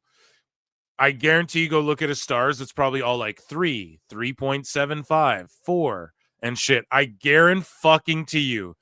They didn't pick the right matches. So the matches should have like 1 or 2 stars, 2.5, like halfway to 5, right? I bet they're all like 3.75, Brian, 4.2. Because the thing that worked so well with of course, you can't do Omega and Ospreay and Takeshi and Fletcher. Sting is El Grande. Sometimes in life, you got to be a hoe. Oh, fuck. That's good shit, pal. Week on television. But the thing that worked so well in Australia was doing that. You open, you come in with that, something that's going to wow everyone. And this one, it's like, boom, you're in the ring in the match with Daniel Garcia and Adam Cole's going on. And it's because imagine Garcia comes out and does the dick wiggle on his way to the fucking ring. You think that's going to keep people locked in, or do you think Tony Khan's smarter than you even on this one and being like, well, if they can see what they can do in the ring, which isn't going to work, sorry, because they're just not cool. Like Garcia doesn't look fucking cool like Psychosis and Rey Mysterio and La Parca and Juventud Guerrera. Those guys look cool. And the shit they did was legit, man. So I'm sorry. Adam Cole is a shell of himself. And I don't hate, I'm a huge Undisputed Era mark. I really am, from that era of black and gold NXT. But I think they peaked there. And Garcia, no one's ever going to get behind. I'm so sorry. I don't care how many dirt sheet writers he knows and he hangs out with. I don't even hate Garcia. He's not a bad wrestler. It's not like I don't see it in him or anything. He's just a kid who needs a mouthpiece. You put him with like a really hot girl that guys want to like punch him in the face and take from him. You have him be a heel. Let him do his little corny dick wiggle thing. And you push him as like your junior heavyweight, bro. Start a fucking cruiserweight division. God damn it. Everybody's like, oh no, the wrestler. No one cares about that shit. It is 2020 fucking 5. John Jones, the baddest dude to ever walk the planet, was a light heavyweight. Do you think he cares that he was a light heavyweight and not the heavyweight champ? Like, fuck no, it doesn't mean shit, Just start a light heavyweight division. There you go. It has heavyweight in it. And let Garcia be your champ and put Adam Cole and all your flip guys, let them all go there and just have at it. Or be like, this is the E division. And we talked about it before. There are no limits, the X division, like start your own thing like that. Instead, it's just, let's give them this meaningless TV title that at one point people like Cody Rhodes and Brody Lee held, and, and Miro. And now it's just Garcia's fucking. It's unbelievable. It is unbelievable, man. And like Cassidy being shoehorned into main events again. Tony Khan, this Dynamite was good for the stars featured. Like, if they just focus on the core people, they can put together good shows. Like, overall, it wasn't a bad Dynamite. You know, some of the matches went a little long, but that women's tag main event was what it was, you know. But yeah, I don't know, man. I don't know. Garcia's just, no one's gonna take it seriously, no matter how hard they try. Like championship match, but like again, like the key to these shows is that it's not there's a lot of people who are not regular watchers of your show that are watching, and the one, you know what I mean, and that's what you're trying to attract. That's the whole reason that TNT's putting you there, is the fact that you're a valuable commodity to us. And so we're going to use. No, you're a valuable commodity to us, Dave. No, they're putting it there because Tony has fucking friends in high places. Okay. And he has a shitload of money, and he's a mark who will throw that money around and make dumb deals that don't fucking work for him and that are stupid and bad and that they can take advantage of. Okay. And so they go, if you get us 500,000 live people watching, because we care about live viewership now and live minutes watched, and this is the way people fucking view stuff going in the future. It's not this weird thing you're doing. Okay. You know, that's why they're like, we don't listen to the online chatter of the hate. Of course they don't. And there wouldn't even be hate if Dave Meltzer just shut the fuck up and stopped shilling and just said what it was. Oh, they lost to NXT. Shit. Yeah, the metrics they measure it by are different. The key demo is this. You know, Netflix measures a different key demo, and they, you know, multiple demos and minutes watched and shit. So I don't know. We don't know the max numbers, so I'm just not going to assume anything about them. I'll just go by what's here and being realistic. I don't think too many. You can't just do that. I don't think too many people are going to switch over, or there's going to be like a surgence, but for sure some people might. You know, there's always there's a handful of people, I'm sure, who watch on Max, and some who switched over. Instead of like, well, we did 30%. That's when like you're trying to be conducting studies and doing the news. No, that's when you get called out for being a liar, dude. If you're going to be a dumbass, just say I'm a dumbass. Okay. Fuck. Who's the fact that there's millions of people watching these NCAA tournament games, and some of them are going to watch the wrestling just because it's on right after. And I think that they need, it did not feel like big time wrestling. Some of the problem was, you know, the crowd wasn't that big. But it just felt like, boom, we're in the ring. There's these guys.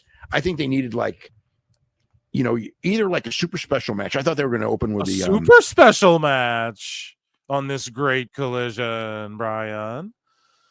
Dude, here's the problem. When everyone wants to work part-time, Dave, you can't do that. You can't just open the show with a big jacked monster like Bobby Lashley and say, okay, you got to go out there and work 15 minutes with the best guys, Tony Khan. You know what I mean, Dave? Like, that's the criticism you should be making. But you're just like talking like, oh, well, they can just WWE. The way he talks is just sort of like dismissive. Like, they can do whatever. It's just WWE's popular. But I mean, if they can just do this, they can just put a big super match together. No, they can't, because they don't have any fucking draws there currently. And any of the people there who draw because of their WWE time, and they're not getting fucking, I don't know. Dave is just so kooky with this shit. The hologram match on night 2, but that's fine that they didn't. But the idea is that you open with something so flashy and so crazy that's not what people think pro wrestling. The idea is you open with something that's so flashy and crazy that they think it's not pro wrestling. Or do they want sports-based wrestling and you open it like they open basketball games and football games with the people walking to the arena and you run down some accolades and then you have some shit announced already, and then maybe Tessitator's like, we're in front of 13,000 sold out, and that, you know what I mean? Like, treat it like a sport, or do whatever the fuck you're talking about. Dave, you want everyone to dress up like luchadors, don't you? Well, CMLL, you want everyone to dress up like luchadors, and you want them to do a fucking ballet dance with Maki Ito to open the show, right? And then you want Moxley to come out with a fucking axe in his forehead and be like, this is the cool wrestling show for kids, right, Dave? And then you're like, yes, and I'm the general manager now. Like, what are you talking about? What the fuck? They should do an opening monologue, or what do you... Wrestling is, and that's the idea, is to do something. And that's the idea. Yeah, that's the idea, that your brain is like firing off and your mouth is like, just say it. I'll just say that even though my brain is telling me not to. That's the idea that I just had randomly now, when the fucking holes in my brain aren't connecting and I can't have a thought. They're making it so my thoughts don't connect through the wires and my wiring in my fucking skull. Like, what is going on here? Thing where they go, whoa, wait a minute, man, this is really good. Daniel Garcia. How do you got to do something not wrestling to let them know, whoa, this is really good. So the wrestling doesn't matter, is what you're saying. So the wrestling show, and they like wrestling. The longer matches, the more competitive. So none of that matters. You just admitted it because you want them to do something other than wrestling to blow people away on the fucking Stupid show. Idiot. Is that what you're telling me, fucking base Dave Meltzer over here? And Adam checking in with Chad after this clip. Cole was just two guys in the ring wrestling. Like, I'm watching, it's like it was just two guys wrestling. Yeah, holy shit, bro. Dave, whoa, what just happened? Tony Khan's like, emotional damage. What just happened, dude? The best guys, Tony Khan. Dave it's just two guys wrestling. I mean, yeah, no shit. So Phil Marks has been right, and you listen to PWT. Like, what the fuck? No shit, bro. This is what the fuck we've been saying. Where's the sickos going after you? You clown ass shill. Oh my god, dude. Special about this. I mean, what's special about this? Exactly. So when everyone's like, okay, when Action Andretti can do what Ospreay can do, what Fletcher can do, what Ricochet can do, what, you know what I'm saying? What who is that guy? Blake Christian can do. It's just the same shit. It's just a backflip. It's just guys doing moves. Now Dave's finally admitting that, and we were right, dude. Another win for the fucking good guys, chat. What are you talking about? Another win for the fucking good guys, man. Let's go.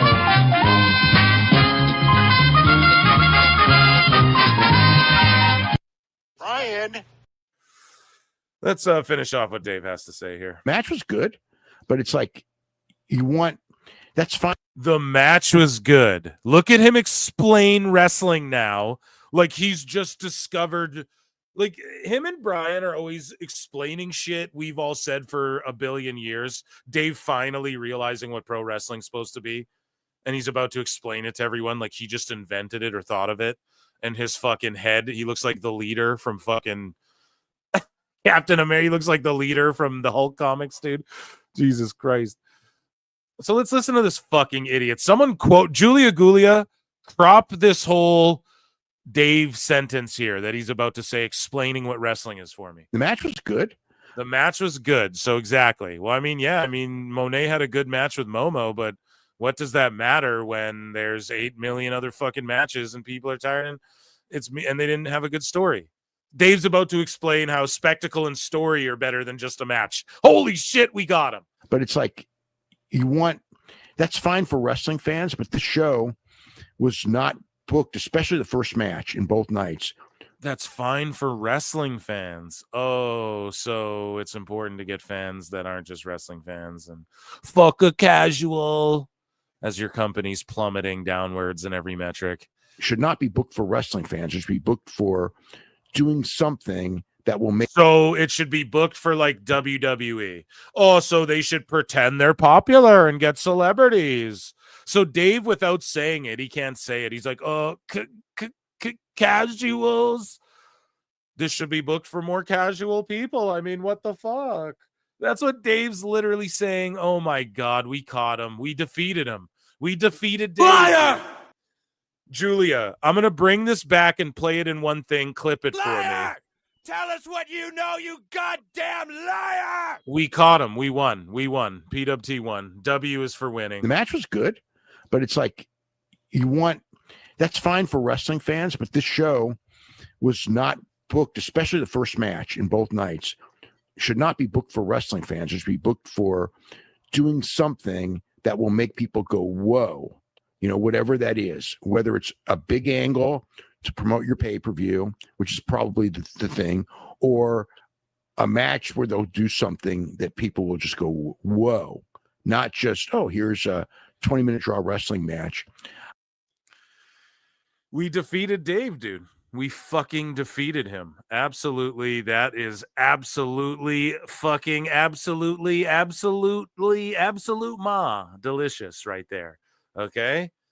That is fucking just a treat right there. We just blew him up into fucking pieces. Let me check in with chat here. Jay Gonzalez for 10 says, sorry, Phil. Don't ever be sorry. Just got here late after happy hour. Con mi hermano el Grande Americano. I have to say that your Edge impression is underrated. Thank you. Oh, you mean this impression? Okay, guys. Well, I wasn't about to let you win, but geez, I pulled out. Okay, Mox. Underrated and my new favorite, Peaches Delight. Yes, I just said absolutely. I'm making fun of Dave because he keeps repeating himself. So I was like, I'm going to repeat something. I should have said Peaches Delight. Shout out Brendan Schaub. That's the fucking one right there, dude. And thank you so much, man. Amazing. Brian. You get a Brian for that. Thank you, Jay Gonzalez, for being here and tuning in. And I hope I crushed that Spanish Garcia. there.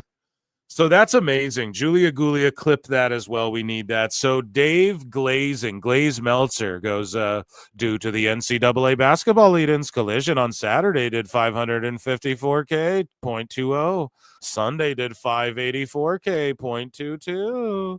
Sunday was AEW's biggest rating in a long time. True, but that's an inflated overall. When you play overalls, it means that they lost. You look at the number too. I think I bookmarked it, but they had a 3 million person lead in, and their average was still this low, man. With that inflated ass, because the NBA overran for like 6 minutes, and Meltzer's counting that shit. Okay, so that inflated it to 554 and 584. So that means literally like 2.5 million people were like, "Fuck this shit." And just tuned out, or they just didn't care. That's what's fucking insane, man. And a bunch of that number is people who just leave it on or fell asleep or whatever too. That's the truth. So Dave likes to block people. Here's WrestleGraphs. And Meltzer responds to WrestleGraphs, who says, Mr. Meltzer, you've made the claim a lot for somebody who has yet to show their work. You cannot know they are profitable, speaking of AEW, because the year has not concluded, and as of 2024, they were not profitable. Facts. Meltzer goes, I've shown my work. I've detailed my work. No, you have not. I discussed the finances for years before the latest deal was signed, Brian. If you aren't reading my work, you have literally you having quite the audacity to make this claim. And then he blocked him. Do you know why he blocked him? Because WrestleGraphs, MJ, told the fucking truth. That's why. When you tell the truth, when I told Dave, you're saying that Ariel's biased towards Nick Khan because they were friends. Well, you're friends with the Young Bucks, so doesn't that make you biased in this situation as well? I'm like about Punk or whatever the fuck he was talking about, and then he blocks me because I told the truth. He looked in the mirror and he didn't like that shit, and he's like, "Oh fuck," he called me out on he's not dumb enough to swindle. It's just that simple. So he blocks WrestleGraphs for just telling him the truth. Like, you can't actually claim. It's all based off estimates where there's no actual proof of what you're talking about because the max numbers are invisible.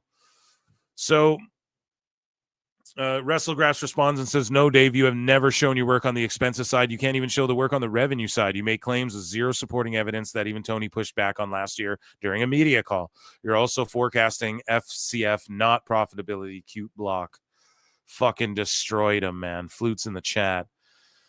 And then again, WrestleGraphs, he screen grabs this. So This guy here says, okay, Mr. Arrogant, I shall, like many, like wrestling, whether it be from WCW to AEW to TNA to WWE. So I put my opinion out there because Khan is acting petty towards Eric. Not once have I seen shit on somebody, whatever. Dave Meltzer goes, Khan is acting petty to Eric. Yeah, Dave's like, what? Tony isn't, but I am. He's like, I'm doing it for him, Brian. I'll be petty to Dutch Mantel too. So Dave's like, actually, Khan is acting petty to Eric. That's a good one. You want to know who is consumed by the other? Count the mentions each makes about the other over the course of a year. Yeah, but Dave, that's a cop-out because Tony's job is to shut the fuck up and make wrestling shows. Eric's job is to talk about wrestling stuff. So this is like when idiots like Sap, they go onto my channel, search their name, and find 5 videos. 5. When I drop 3 every day minimum and sometimes stream. Drop 3 today and streamed. Okay? And you found 5 over my 2-year existence. I've put out fucking 2 to 3 videos a day. Sometimes 4. Okay? And you go, you're obsessed with the guy who reports the news. If Don Lemon searched his name and was like, oh, everybody's obsessed. Jason Momoa searches his name. I'm not saying you're that famous, but you're a fucking public figure and people talk about it. If there was a channel that just started clipping my shit and talking about and reacting to what I have to say, I'm not going to fucking cry about it, bro. That's their goddamn prerogative. Like you have, that's what I do by throwing my shit out there. What I have to say out there, it's crazy. It's like, it's not obsessed. It's just, now there is obsessive behavior, but I'm not like stalking. I'm not like DMing you, being like, answer me and shit. That would be obsessive. Okay, you'd have a point, but no one's doing that. It's not obsessed because you're a name. I'm not obsessed with Roman Reigns. Look up his name. And same with Meltzer. Well, look, who talks about who more? Okay, who hosts a talk show, dipshit? Who hosts multiple talk shows, dipshit? Okay, there you go. Dave, you're obsessed with WWE. You talk about it more than AEW. You're a WWE shill. You know what I'm saying? It's so stupid. That's such a dumb thing to play. You want to know who's consumed? Okay, over the course of the year, let me know that number. You'll have your answer. And then WrestleGraph says, how does Mr. Meltzer find these posts? That thread goes on for a mile, and he doesn't even seem tagged. He's not tagged. He's not. Does he search them out for engagement posting? Yes. Dave is psychotic. He's on Twitter all day. He's writing all day. He doesn't know how to work a computer properly. And yes, he's looking, he's reading these arguments and formulating like, I actually know none of these people know. And he's fucking responding to these idiots. He's searching it out. All of these mentally crazy fucking folk, they all vanity search. They all are super chronically on X. I'm telling you right now. And Dave is one of these people, okay? So that's how we found it. So here is Meltzer said what? Okay. Saying after being white-splained by Dynamite Dave on Wrestling Observer Radio about why the Grande Americano segment was offensive, Brian, Hispanic voice of reason Alvarez, gives a completely normal response while pitching a great idea from a listener to do a mask versus mask match at Mania with Ray versus Gable. Exactly. So, guys, we were talking about Penta versus Dom, mustache versus mask, or Ray versus Dom, mustache. They could do Ray versus Gable, mask versus mask. It could be so fun. Alvarez understands that. I don't see any like Latino people standing up and being like, this is outrageous. I just see a bunch of virtue signaling, white-splaining white knight motherfuckers like Dave, like they're all getting offended on behalf of people. Shut the fuck up. Okay? So I love how Meltzer said what clips these things, okay? But let's listen to this. And so I presume that what insulted... And here, we'll give you a Brian. I hope Dave's fucking explanation of why it's offensive is in here, but yeah, let's listen to Brian. People was the video, right? Apparently. Or is it the character? I don't know. Is it the character or is it the video? WWE, I don't know. I don't know. Because as somebody pointed out to me today, and I hadn't thought about this, but they're correct. Mm-hmm. With the exception of the video package, How is El Grande Americano any different from Harley Graham? Exactly, because it's WWE. Because it's WWE, Brian, the Federation. They're literally exactly the same. There's somebody putting on a mask, pretending to be a luchador, and pretending that they're not who they actually are. It's Will holograms from the digital world like a Digimon, Brian. He's not really a Mexican. Yes, he is. Oh. literally exactly the same. I didn't hear anyone ever complain about Harley Graham. See, trying Brian, dude. So that tells me it must be the video, right? The video that the Chad Gable character provided to the company, like his own iconography. I do not understand. Exactly, and it's AI. Oh, it's AI. So that's why they AI'd it, because it fucking. How else Gable just AI'd a video of this? Like, it makes the most sense in the world. It's so funny. Personally, if you don't like it, that's fine. But I personally was not offended by it in any way.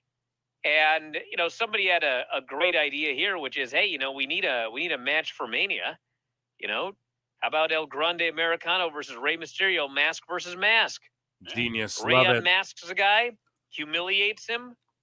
I mean, they should let Penta do it, unfortunate. Or maybe they'll let Dragon Lee do it. Ray is obviously a big star. You want him on Mania, so it'll probably be him. But yeah, that pop is going to be huge. And you could do that at Mania, or you just wait, like I said. That could be something that happens after Mania, too. I am not offended by this. If you are, you're welcome to be. But I didn't even know it was a controversy until this morning. I got to be honest. I was not online searching for it. Yeah, so there's Brian with a reasonable take. So we got this here.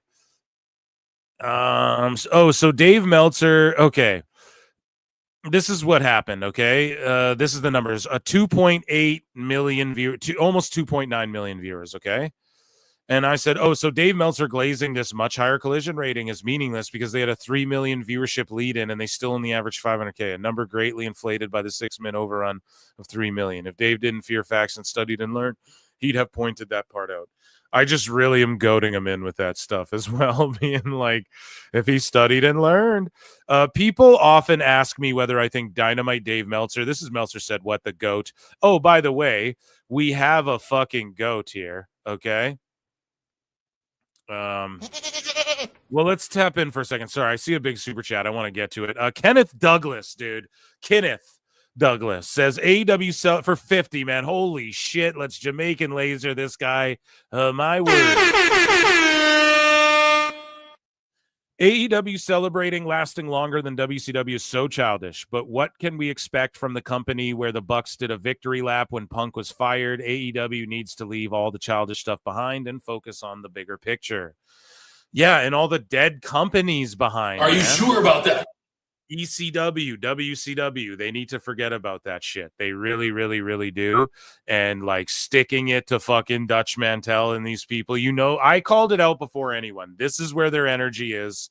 They're focused on WCW, just the way they speak, the way they switch the narrative to number 2 ever. Like I called it out. Phil, don't miss, man. I called this shit. And thank you, Kenneth, for the fucking huge, that'll carry over there. You know what I'm saying? So yeah, I just appreciate you guys so much showing up and showing out for this. Dummy, yeah. Dummy, yeah. A classic for you, dude. Thank you so much. But no, you're absolutely right. Couldn't have said it better myself. So, yeah, Georgie Porgy, I put that one back in there for you. Okay. So, moving along here. Let's check this out. Meltzer said, what the GOAT, by the way. Oh, yeah, I was going to hit a GOAT sound. That's where this was going. Thanks everybody who's locked in too. I mean, it's late. I know we're going 4 hours. Fuck it. We got some Dave to roast. So the GOAT Meltzer said, what says, people often ask me whether I think Dynamite Dave is on the AEW payroll, and my response is always the same. The scarier answer is if he's not on the payroll. Exactly. That means this is just his natural bias as a journalist. And let's read this. So this guy's like, Dougal McDougal says, anything to get that AEW pop, huh? Keep up the good work, Dave. It's really been showing lately. Dave goes, this wasn't about AEW. You have AEW derangement syndrome. This guy's like, George, not George Capture, but other George is like, Dave, you actually do any work? Anytime I open the app, you're always going back and forth with people all hours of the day. This admittedly is an atypical week, but it was 2 weeks ago. Fucking Dave, man. He's just a schmarmy, condescending prick. And he gets very gross in what is our main event of this Meltzer evening here. Okay. He gets very gross towards Triple H. And this really pissed me off because it's like, buddy, you know. And he speculated on all this shit and he fucking knows why what happened in that time as well. We know that Vince did like a last minute manic fucking overhaul of WWE and NXT. He watched it. He didn't like what he saw. Lost to AEW in the fucking ratings, right? Dave knows all of this, but instead he's like going to take a shot at Triple H when, regardless if Vince was pissed or not, you know, Triple H was dealing with fucking issues that we all know about, okay? Like health and heart issues. So Meltzer too, like this is how in the weeds he is. And it's so funny. You see cute Meltzer. He's so in the weeds with the Twitter vernacular that he's like starting to pick up this new like vernacular that he never really used before, you know? But, yeah, Meltzer can't help himself, and he's on some bullshit here, and I'm going to read this. Oops. I didn't mean to do that. I'm going to read this here. So Meltzer goes, please don't. So this guy actually says, RoboCop says, LOL, Trips got fired from NXT because losing to Dynamite made Vince so mad. And it wasn't just that. We all know it wasn't that. But Dave goes, please don't bring that up. It's one of the parts of history that nobody dares mention. And I go, Dave, he had a heart problem, you fucking loser. This is why I'll clown you for infinity and you'll run away afraid of facts and learning. Boom. Roasted, toasted him. But for real, dude, fuck him. This is why he doesn't get a pass with me. People are like, why do you waste your time? It's like, well, it's fucking 15 minutes or half hour of a 4-hour live stream, whatever. I got the time, bro. PWT Universe has the time, and it's like, dude, you're a scumbag. You know that he had heart problems. You know that's primarily why he took a leave of absence too. He didn't ever really get fired. He came back. He's always welcome. He's always been welcome. Vince was in the fucking way. And you know Vince was fucking everything up, and there was this big scandal. It's not just because, like, oh, he got fired because NXT, like, they fucking switched up NXT, and they moved Triple H up to the main roster, so he got promoted in a way. Right? But you're a fucking dumb idiot who's got to talk shit. And yet you lick Tony's balls, man. You would never say this about fucking Tony Khan. You would never The best say guy is it. Tony Khan. And this is why you always get clowned to Oblivia Creed Smash forever. your knee to obliterate. And that, ladies and gentlemen, was Dave Meltzer's disgusting dumb moment of the week.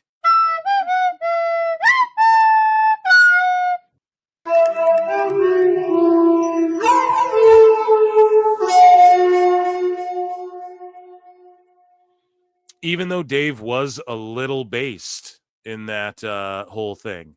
So, George, what's the total at here? What did we do tonight? What kind of damage did we do on tonight's show, if you don't mind? If you don't mind. And ladies and gentlemen, also check out this channel here at Phil Marks Out. It's my pop culture YouTube drama news. I'm gonna have other stuff. I know it's all Daredevil themed because I was just starting to work on this. I'm working out the kinks, doing my thing. I have 2 videos dropping tomorrow on this channel as well. Clips, of course, will be at the Pro Wrestle Times Clips channel that you're likely watching on. I'm gonna see if Ref MJ wants to do a pod tomorrow as well. So yeah, dude, I'm cooking. And we're going to add this 2K thing as soon as we lock it down. Like, it'll be in the next, like, few weeks, too, because I know that where I live at, it's like fucking, there's not, you go to, like, I got Best Buy and shit, but they're often out of stuff, too, where you're like, oh, can you get this in for me? You know what I mean? So because I'm out there, baby. Get in the Discord if you guys want to hang out as well. Subscribe to my fucking new channel, please, if you like pop culture, all of that sort of stuff. George, what was the number? 482.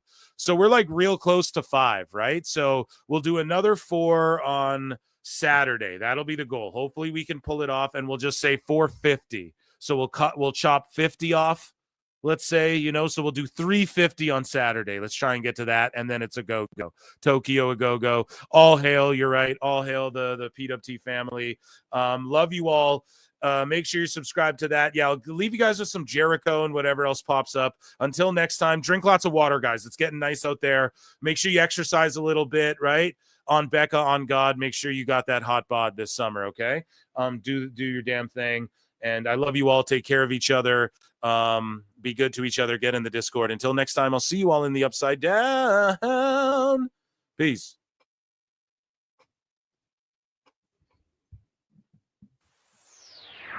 I look and see it's not just me. Jeff, why do you insist on doing this dumb internet shit on TV? I look and see it's not just me. This place is a fucking joke, man. You're a clown. I quit. So many of us have stood where I stand. We are the young, so raise your hand. So many of us have stood where I stand. We are the young, so raise your hand. They call us problem child. We spend our lives on trial. We walk an endless smile. We are the youth gone wild. We stand and we won't fall. We're one and one for all. The writing's on the wall. We are the youth gone wild. No. It doesn't make logical sense, but it makes. Well, yes, of course. But it makes wrestling booking sense. Of course, this makes no sense. Of course, okay, it makes no sense. However, in pro wrestling booking, which often makes no sense, you would do that. It's about making money. It's not about anything else. Wrestling's always been about making money first and foremost. That's it.